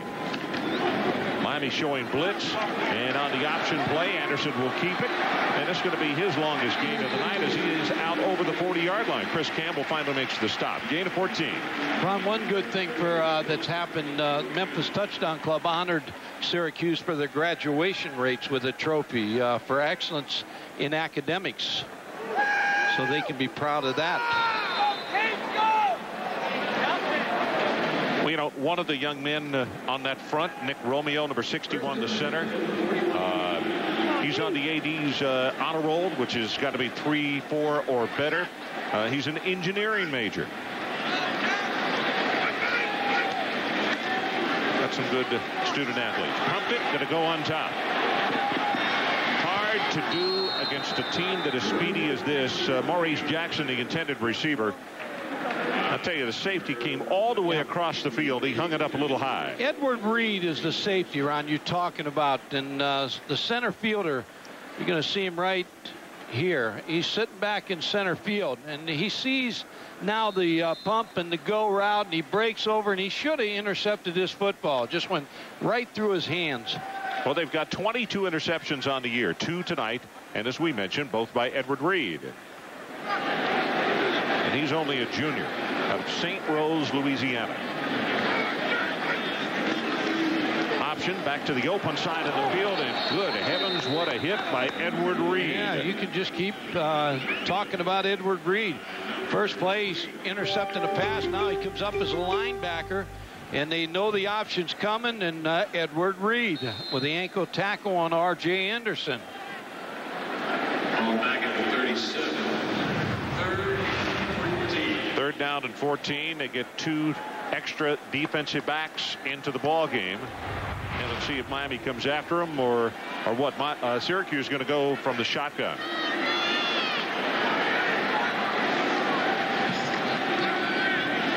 Anderson under pressure and throws that one too far in front of Woodcock. And it was Damian Lewis who was coming through with the pressure, number 92, getting by the blocker. Good pressure out of the All-American defensive tackle. 7th punt of the night by Syracuse. Ron, you got to credit Mike Schaefer now. He's kicked off, attempted 1 field goal, punts all the time. I mean, this is an active guy here.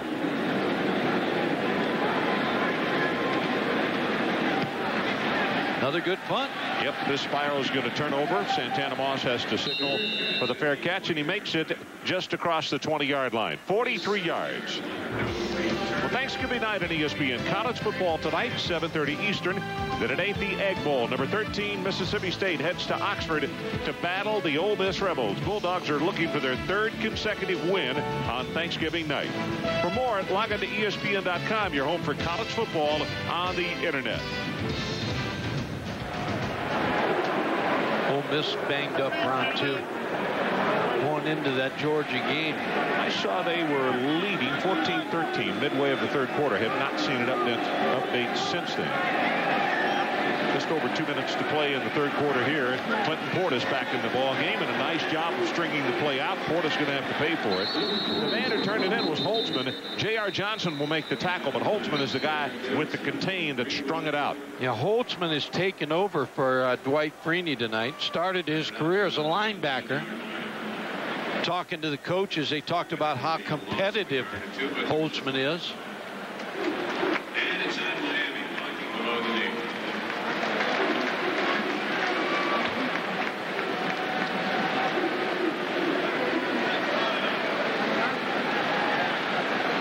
Miami going to pick up a penalty here.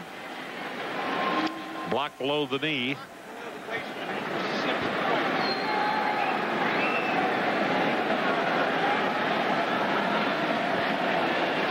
Illegal block against the offense. Half the distance to the goal line. Still 1st down. Now this is where, if you have any chance, Ron, is to get a turnover down here. Your offense struggling. They can't drive the ball the length of the field against the defense. You got to make something happen right here. 22.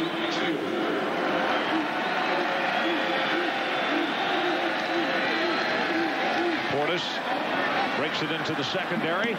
Out the way out across the 20. That's Keon Walker holding on to him for dear life after a gain of 13. And a good job again by Miami's offensive line. And a fairly young offensive line, Ron. Only 1 senior, number 79, Greg LaFleur, the left guard. So a line that will come back intact next year. Including Bryant McKinney, the huge left tackle that we've talked so much about tonight. Here's Portis again behind those blockers. He's going to have about 5 yards. Finally pushed down at the 25. J.R. Johnson defensively, and now it's going to be a 3rd down, and they need about 6 to pick up the 1st down. Yeah, you're talking about McKinney. Larry Coker said he's the best left tackle we've ever had at Miami. So that's big words for all the great players they've had at the University of Miami, the offensive line. The big guy. How would you like to line up opposite him? It'd be like trying to get around a condominium. 3rd down, they need to take it to the 31-yard line.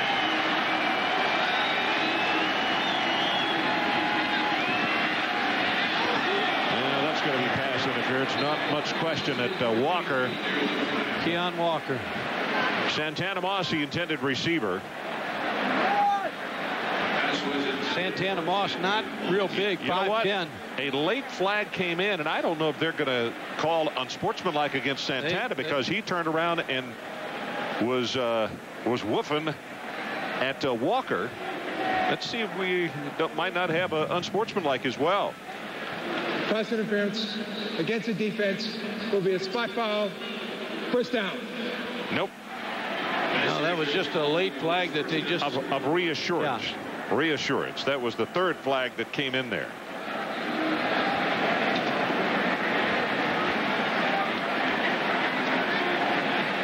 .27 seconds left in this third quarter. 23-0 Miami. They've had that lead on the board since back early in the second quarter.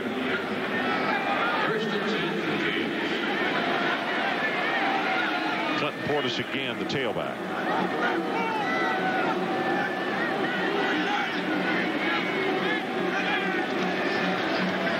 Dorsey's pass gets it complete. This is Darrell Jones out to the 50-yard line and knocked out of bounds after picking up the first down in Syracuse territory. Willie Ford will make the stop after gaining 12.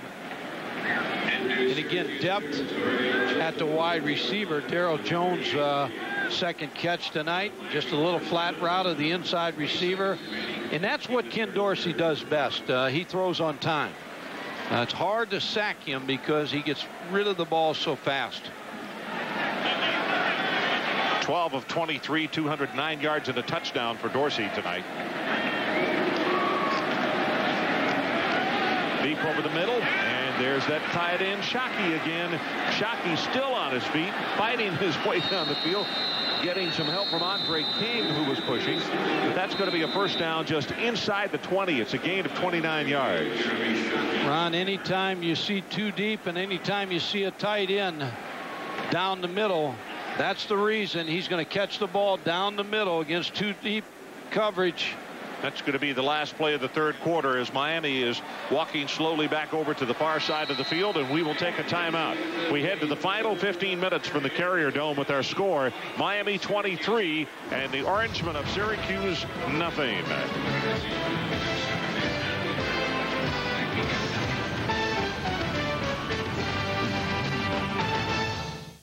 ESPN's 2-Minute Drill, Mondays and Thursdays at 7, hosted by Kenny Mayne. Your call will be answered by the next available operator. Please stand by. Your service reps are overwhelmed with customer calls, faxes, and emails.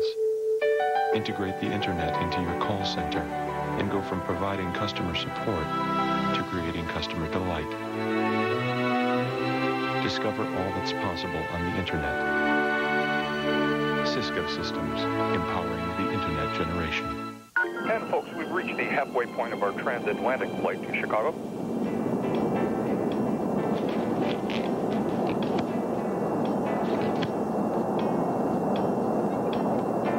Got a lot of international calls to make? Get great rates from home with AT&T's international plan.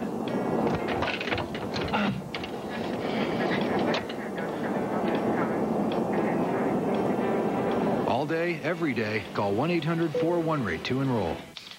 Hey, Mark, you order all this food? Yeah, anywhere. And I don't have any. I'm cash poor. Your dinner, you pay for it. We're trying to get a little work done here. Mark? Can you add it on to whatever I'm paying you to live here? Sort of like room service? Yeah. What's this look like? A Holiday Inn?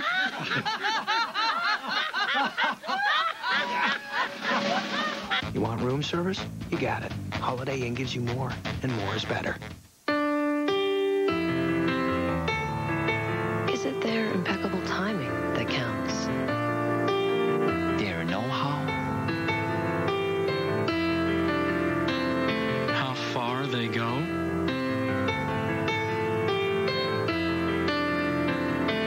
Or just the freedom to relax? Yes, exactly. Lufthansa, there's no better way to fly.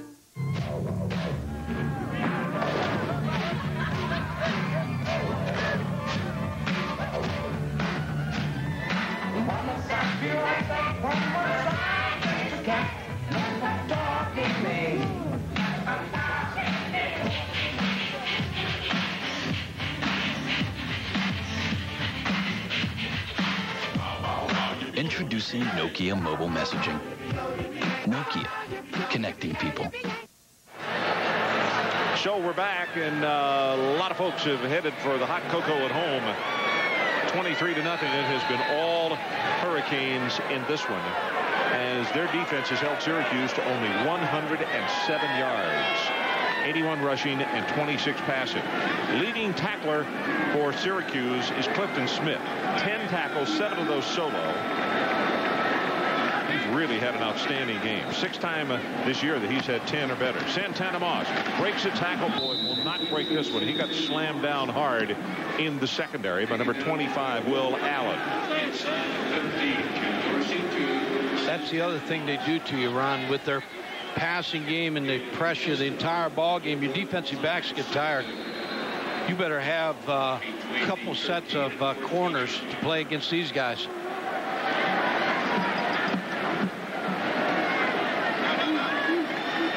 Moss now 3 receptions for 19 yards. That's Portis. Portis inside the 10. It's going to be 1st and goal, Miami. Willie Ford saved a touchdown. Yeah, I talked about how tough it is to play against Miami. Will Allen has had a very difficult night. Here he gets chased down the field. Andre King, he works against him. And then all of a sudden, Darryl Jones comes in the ball game, hits him on zone coverage. He makes a good tackle. And then he gets blocked or misses a tackle on James Jackson. So you've got to be active against these guys if you're going to play corner. Will Allen, one of the best in the country. Portis, right side, gets by 1 tackler, tripped up as he goes inside the 5 to the 4, and it's Keon Walker who tripped him up, and there is a flag down at the 10-yard line. Yeah, Martin Bible, number 65 with a hold. Ron, this is homecoming, and a tough homecoming. You get to all the bands were out early, and the alumni band and the alumni cheerleaders are in the end zone and pulling for their team, for Paul Pasqualoni and his squad. There's the alumni cheerleaders. 49,327 in attendance tonight here at the Carrier Dome. They've seen cheers change, Joe. You know what I'm saying? I don't know if they've Now, what heard, are you alluding to? I don't know if they've heard let the dogs out.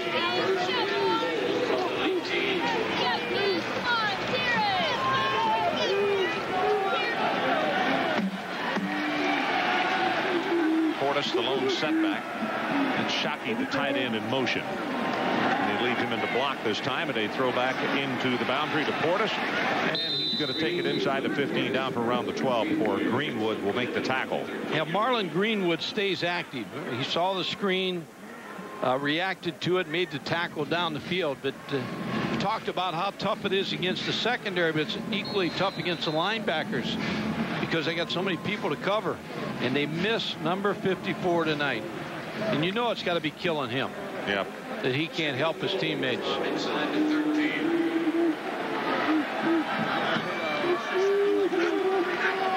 Dorsey has hit his last 6 passes. Goes back to Portis. And wow, he gets whacked. And guess who? Clifton Smith. Clifton is 6 times this year. He's had 10 tackles or better. And he just recorded another one. He is in double figures again this evening. Now it becomes scoreboard watching time for the Miami fans. They're up 23-0. Florida State's playing Florida right now. Head 14-7. So all plays a factor now for the Miami team. And a timeout is called by Syracuse. So we'll take it with them. 12-14 remaining. 23-0, the Canes. Looking to save more and spend less this holiday season? With the Chrysler Holiday Sale, you can do just that. Because now you can save over $5,100 when you buy a new 2000 Concorde LX with 0% financing. Or choose a low $259 lease on the award-winning 2001 Sebring LX sedan. So take advantage of the Chrysler Holiday Sale today for savings that let you spend more on a real holiday priority, yourself. What they want to do with this e-commerce site is just crazy. Think of the cost. It's not coming out of my budget. What about hackers? These things take time. Months. It's gonna crash.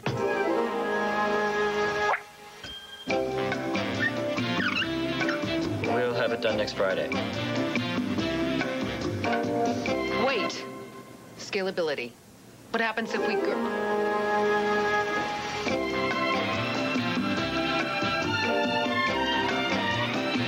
Now on video, 6 men at sea, 1 storm. Take the wheel! In the battle of their lives. What do you think, shit? We're coming home! George Clooney, Mark Wahlberg, The Perfect Storm. Buy it today on video cassette and DVD.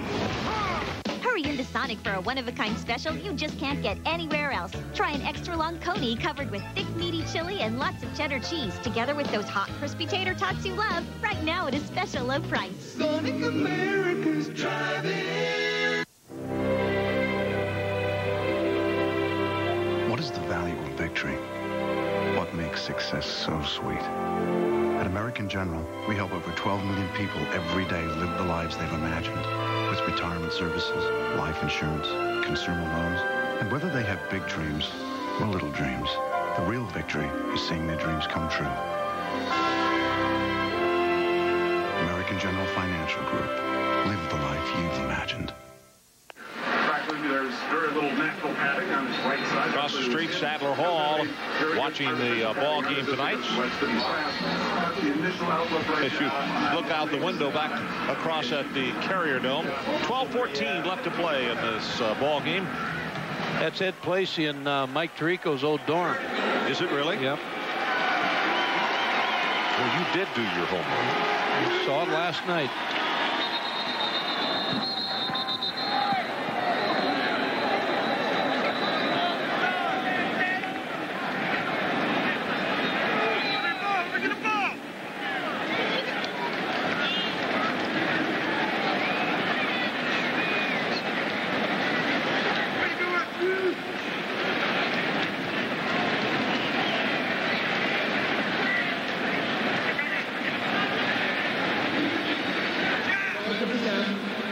Start. Offense. 5-yard penalty. This game's throwing an anchor down too. Took a lot of discussion. I mean, somebody moved. Tell the man, step it off. Let's keep on playing.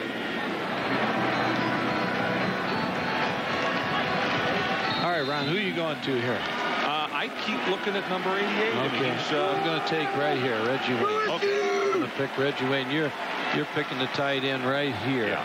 Okay. Syracuse showing an all-out blitz, and they back off, and they do stay at home, and they're coming to your side, and it is in and out of the hands of Reggie Wayne. Will Allen with the cover.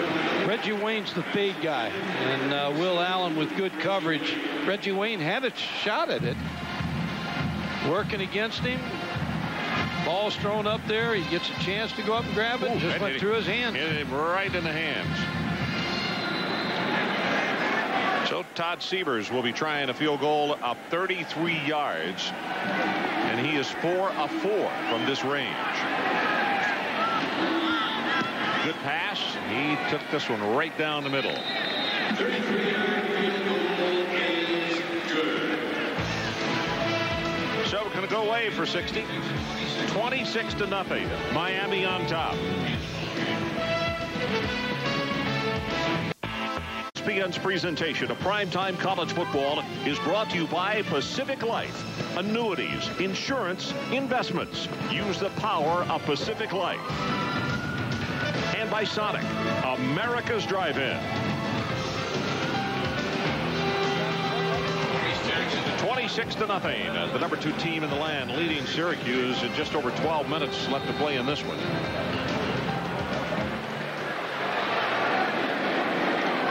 Jackson and Allen, the 2 deep men, as Sievers prepares to kick it off for Miami.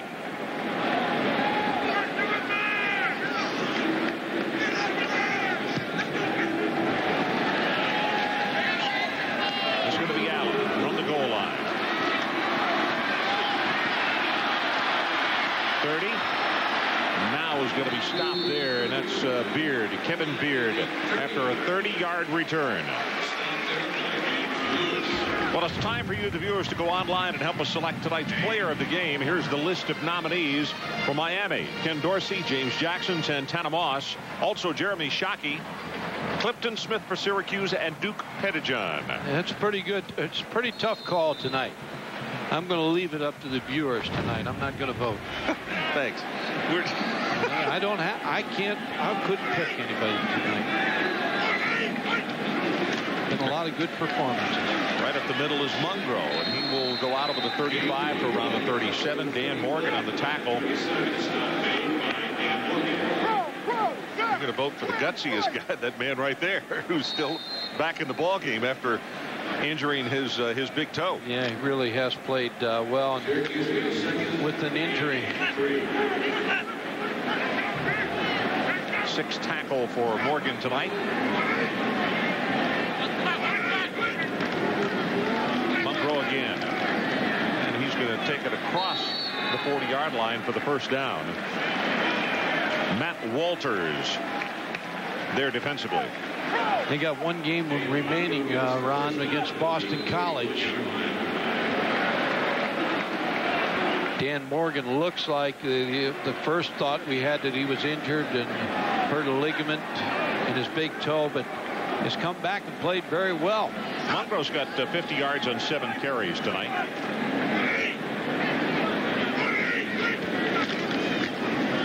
Mungro again, and there's Dan Morgan.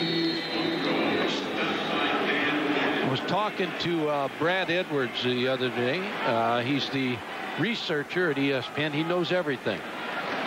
Whatever you ask him, he knows. He has the answer before you ask the question. But he said when you look at Syracuse, I think Syracuse was 55th and Boston College was 58th in schedule toughness and so forth. So we asked whether Florida State would hop Miami after tonight if they beat Florida. Pressure on Anderson. He's going to be sacked. They got him way back at the 29-yard line. The second time that they've gotten to him, and it's Walters who got the sack. Well, they get so much penetration out of those tackles. They just roar them up the field. William Joseph, Damian Lewis. Loss of 11 yards on that play. Watch these two tackles. They just roar up the field. For 91, 92, and great effort by Walters. Get that left hand in there and hit the ankle of R.J. Anderson. Clock runs with 9 minutes and 38 seconds left in our ball game. And he's going to go on top. Way on top, and his receiver was about 10 yards behind that throw. Closest was the defensive backs of Miami. Edward Reed back there trying to gather in his 3rd interception of the night. R.J. Anderson is getting good time tonight. He's going to develop into a very good quarterback. It's Jim Hoffer, the quarterback coach, discussing his play tonight. Very good teacher.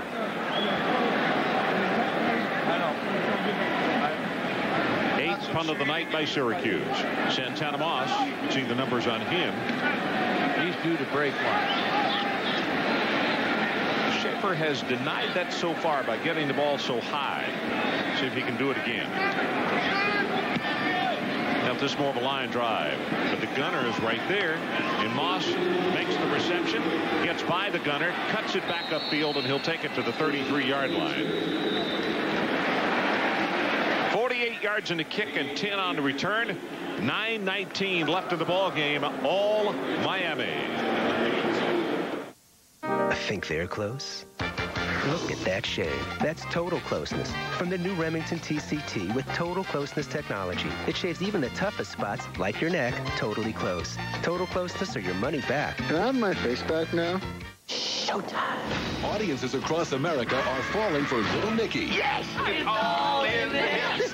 The movie event of the holiday season. It's the shiznit! Adam Sandler. Little Nicky. Rated PG-13. Now playing.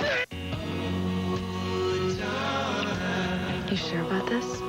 I want everyone to know who I love. How much is this again? 50. 50. 50. All I got is 41.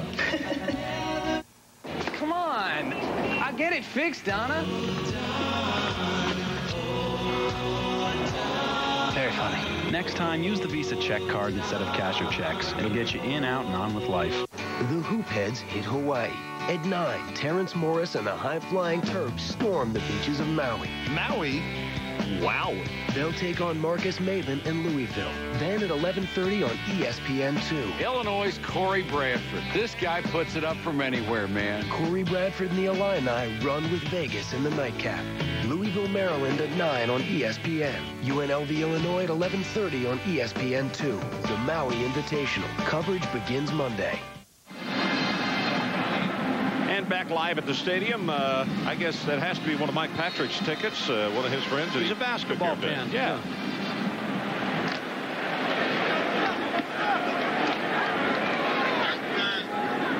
Dorsey, 16 of 28, 263 yards and a touchdown. Running play at Jackson, tries to bounce it to the outside, and that's a nice tackle by 15 Willie Ford. Adrian Karsten, what do you have for us? Ron, we got a call from SportsCenter earlier today asking us to follow up on a broadcast report out of Alabama that Butch Davis had been contacted by Alabama concerning the head job there. I'm with Paul D., athletic director at Miami, an old friend. Paul, what can you tell us?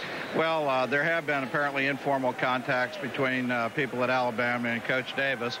There have been no direct contacts between the university and the University of Miami, and to my knowledge with Coach Davis. But I can just tell you that we're doing everything we can to keep Coach Davis at the University of Miami, and that's what my job is, and that's what we're going to do. Because of your relationship with everyone back there, Malamore, of course, the Chancellor, Mr. Sorensen, you would expect them to contact you first, yes?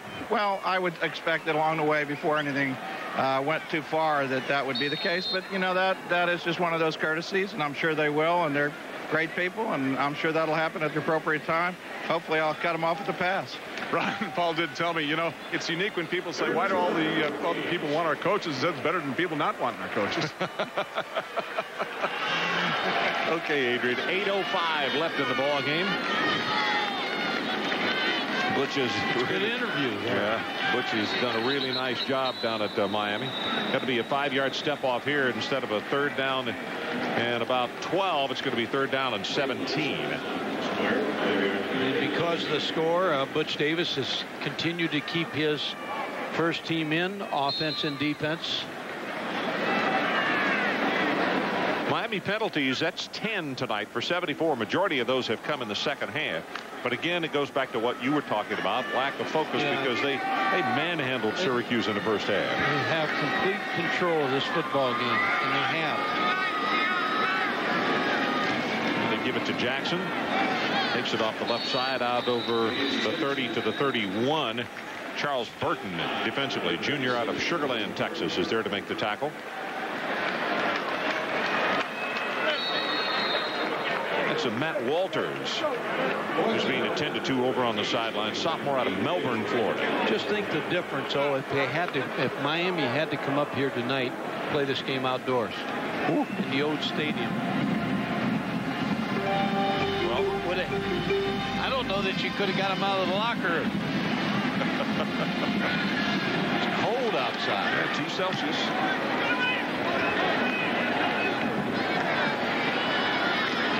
Malik Campbell being caught by the jersey and tackled as he crosses the 40 by Andre Johnson. 41 on the kick, 14 on the return. Well, tomorrow on ESPN, it's Sunday night NFL football at 8:30 Eastern. The Jaguars of Jacksonville, led by receiver Jimmy Smith, take on the Pittsburgh Steelers. And ESPN's farewell to Three Rivers Stadium. Then on ABC's Monday Night Football, the Redskins and the Rams. Washington 0-2 on Monday Night Football this season.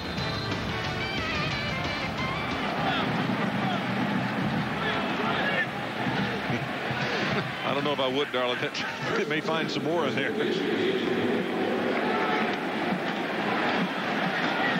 Gets it off to D. Brown. And the screen is going to pick up a gain of about 7 yards. Morgan and Green combining on the tackle. 6:30 left in the ball game. Syracuse still has a chance to go to the bowl game, huh? If they can win next week.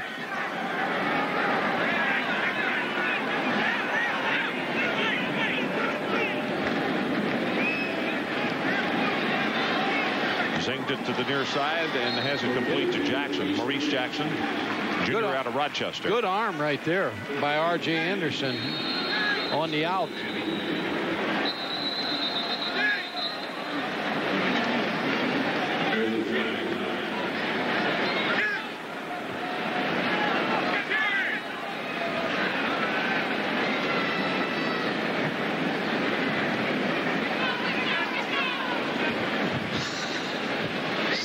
warning against Miami. That's their first. Unless they're going to take points away, I think they're okay on that sideline. Going to back them up.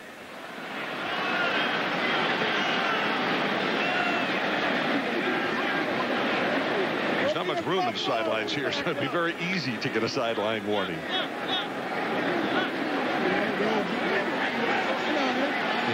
The fans are right on you. Yeah. On the sideline. Then Steve Ritchie has got that truck going by behind him.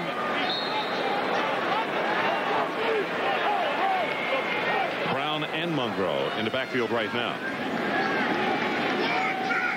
You see the blitz coming from Miami. Quickly gets it away. The hot route, and that's Malik Campbell. And let's see, pushed out of bounds at around the 42. Ron, all our guys travel here. You talked about camera people here. We have the best people. Steve Ritchie's one of our guys, and he had a tough loss last night. His high school team, and they don't get to see the games of sometimes of their sons playing. And they lost. Lexington Catholic lost a tough game last night. Boyle County? Boyle County got him again. Here comes that blitz up the middle. Malik Campbell breaks off the tackle, and catching him from behind is Dan Morgan. And boy, it looks as though that, he got driven down on his shoulder, and Malik Campbell is injured and is rolling back and forth in pain at the 18. Could be his knee. 20 yards, that's the longest play of the night. And you know Miami wants a shutout, Ron. The defensive staff and the defensive players do not want to allow Syracuse in this end zone. Great effort by Dan Morgan. While we have a second, let's check in with Adrian. Ron, checking back in with something you said earlier in the game, that Syracuse class that still maintains the perfect graduation rate. Well, if you remember, that was Donovan McNabb's senior class. His parents, Sam and Wilma, were here earlier tonight to hand off for Donovan a check for $100,000 that the quarterback for the Philadelphia Eagles has earmarked for a brand new locker room. Wilma's, his mother Wilma said, if it weren't for the scholarship that Donovan got here, he wouldn't be where he is today. His father said that Coach Pasqualoni, Coach Rogers, who was his coach at the time, really treated him like a son. Ron, I think this is great. With Donovan's foundation giving back $100,000, it's a great way to give back, and it tells me that Donovan really appreciated the time he had here, and it's just a way of saying thank you. Now that's great. That's great. A lot of players do that, Ron, and you don't hear about it. Donovan McNabb, congratulations. Your time here, you were thought highly of when you played here, and you thought highly of with the Eagles. Anderson, shovel pass, Monroe. Not very far on this one. He will take it inside the 20 to around the 17. Jonathan Vilma, number 51, making the tackles. We're about to go under 5 minutes left in our ball game.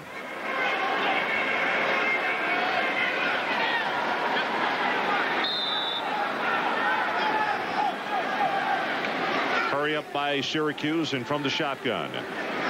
Anderson trying to get away from Walters, gets the pass for the end zone, and he missed him a long way. Adrian, let's check back with you. Conversation with Butch Davis at the hotel out in East Syracuse last night. He told me, all right, so 20 points, is it 1,000 points? Well, he talked to Grant Taft. He says, as far as he knows, the computer models really don't follow one guideline or another. So if it's 21 or 1,000, no big deal.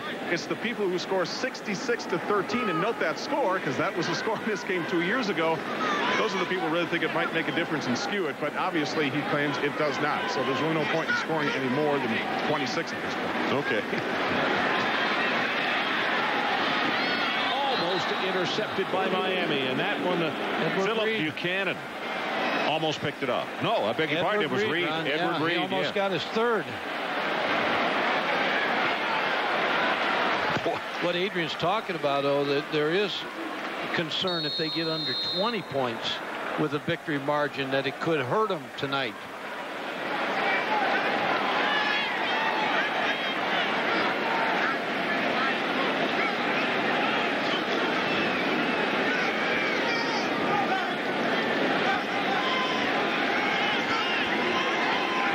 4th down and 8. They need to take it to the 10-yard line. Anderson rolls the pocket. Got a man. Not any longer. Here comes the pressure. And he is going to be tackled at the 15-yard line, 5 yards shy of the 1st down, and that'll just about do it right there. Green is the man who got him. Happy birthday, Lil Wayne. All the Wayne, what's up? Back in New Orleans, what's up? So 4:29 left in the ball game. Let's take a timeout. Miami 26, Syracuse nothing. This piece of art recently sold for $53 million. You can have this one for around $10. And it comes with this award-winning Chardonnay. Meridian Vineyards, a work of art. At BASF, we don't make the bandage. We make it stick better. We don't make a lot of the products you buy. We make a lot of the products you buy better. BASF. With 1-800-COLLECT, you save a buck or two. So why doesn't everyone use it? It's so simple. You use 1-800-COLLECT to make that call, right? Oh, I forgot. Forgot? You forgot. 1-800-COLLECT. Collect call is so simple. Well, I've been up all night studying, man. Yeah, they're studying all night. It's like the number is 1-800-COLLECT, okay? Write it down. It'll save you big bucks. Have you heard of paper? Yeah. 1-800-COLLECT. Save a buck or two. What's the word I'm thinking of? Is it no? No. No. Okie doke. Whoa. No. Want banks to compete over you? At LendingTree, fill out one simple form and get up to 4 offers. Thank you. Thanks for coming. When banks compete, you win at LendingTree.com. The label on our wines is an artistic arrangement of yellow, red, and blue. To which the critics have added just a touch of gold. Meridian Vineyard Chardonnay, a work of art. 26-0, Miami on top. And if you're wondering, the last time at Syracuse was shut out at home, October the 30th, 1993. 43-0 loss to Virginia Tech. And prior to that, it was 1984 to Rutgers. Clinton Portis comes back in at tailback.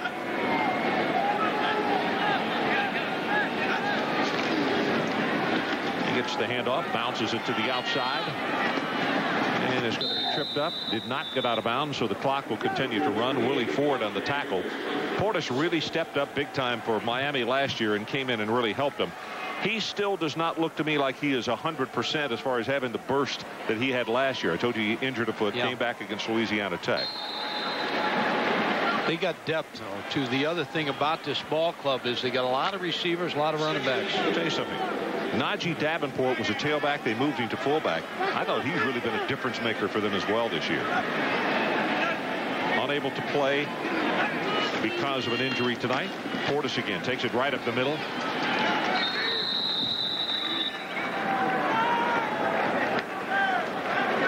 Clifton Smith on the tackle.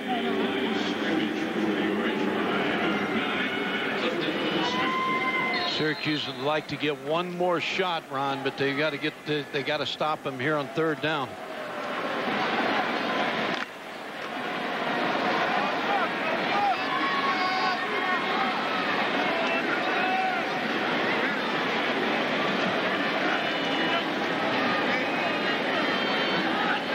Down and 4. Portis again fighting his way, and by golly, on that second effort, I think he might have gotten the 1st down. He's very close to it. First down! First down, Jack! First down. Walker made the tackle. They're going to go across and get the change and bring them in. As you can see from where the sash is, it is very, very close. I think he's short, Ron, by just half an inch. As I said, 1st down. He had it.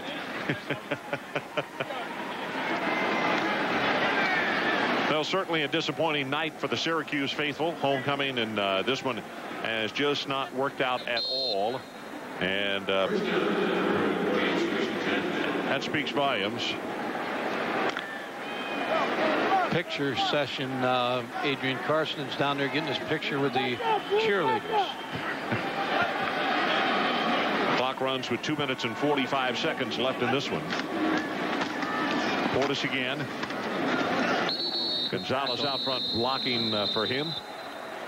Adrian, let's check with you. All right, Ron, tell me who stands out here. And no, it's not me. It's Warren Kimball, class of 57. Warren, you're in some pretty fine shape here, aren't you? Oh, we're still going at 65. Happy homecoming. Give me your best sis boom ba. What was your favorite cheer with your megaphone and your white bucks, please? S-Y-R-A-C-U-S-E.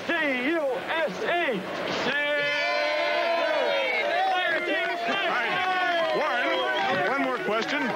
Give me the lyrics to Who Let the Dogs Out. I have the slightest idea what you're talking about. Didn't think so, Ron. Okay, Adrian. You know, I saw Warren. They had him up on top of a pyramid a while ago, and I thought, you know, Warren probably is real anxious to get down quickly. Portis that time, they're trying to string it out. That's great. Good time had by that gentleman. Great sense of humor. Good school spirit coming back. Yeah. Snell and Smith combining on the tackle on that one. It's going to be 3rd down and 9. And a good vertical jump. And I have a feeling that, you know, he's down there smiling right now, but probably he's going to go back and lie in a very hot tub of water so that he can move tomorrow. Wouldn't you imagine? Just looking at Warren, he's probably got a lot of bucks too. He's done all right for himself. About to go under 1 minute left in this ball game. Portis again. Takes it straight up the middle, and he'll go to the 31. It's not enough for the first down as Walker will make the tackle. Not many people left in here. Miami faithful estate. Well, coming up next, it's the College Football Tonight scoreboard. Brian Kenny with all the scores and highlights from around college football. And Chris Lee and Kirk join us from Tallahassee with an update on Florida State. Then stay tuned. It's Sports Center coming your way at 11 Eastern.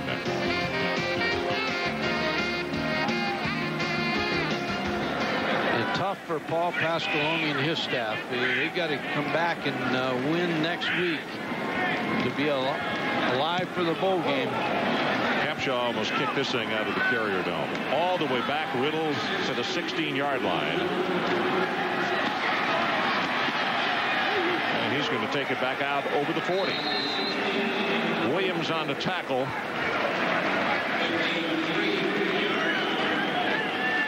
Well, the voting is complete. Tonight's Visa Player of the Game is selected by the fans at home on ESPN.com is Ken Dorsey.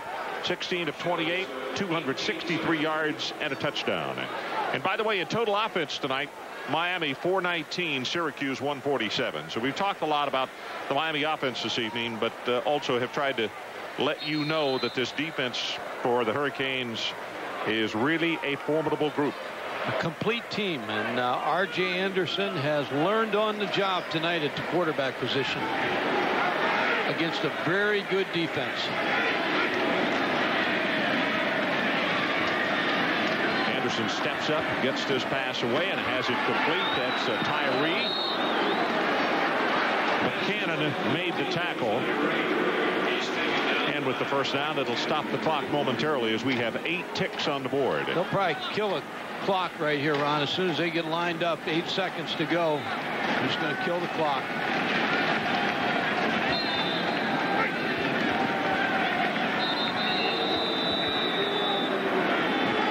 You know, Ron, we've seen Florida State and Miami both, and I believe Florida State's a little bit better. Do you? Yep, I really do. Now, 2 good football teams. I wish we had seen Oklahoma. Yeah. I hope, I'm anxious to get to see them again. They are awfully good themselves, both sides of the football. This would be a good championship game. If Miami plays Florida State, I'm sure Oklahoma, not taking anything away from them, it'll be a good game. Either team they play, Miami or Florida State. Should be the last play of the game unless we have a penalty. Anderson throws back to the corner of the end zone, and it is knocked away. Broken up by Fitzgerald. And with that, 00 up on the clock, and Butch Davis can breathe a little easier. Another notch on the belt. Well, the final score, Miami 26 and Syracuse nothing. Coming up next, college football tonight scoreboard is in. Stay tuned at 11 Eastern for Sports Center. Next Saturday, join us as Virginia takes on Virginia Tech. For Mike Gottfried, Adrian Carson, and our entire ESPN crew, I'm Ron Franklin. This has been a presentation of ESPN, the worldwide leader in sports. For more, log on to ESPN.com, your home for college football on the internet. So we say so long for the Carrier Dome in Syracuse. Once again, here is Brian Kenny. Brian?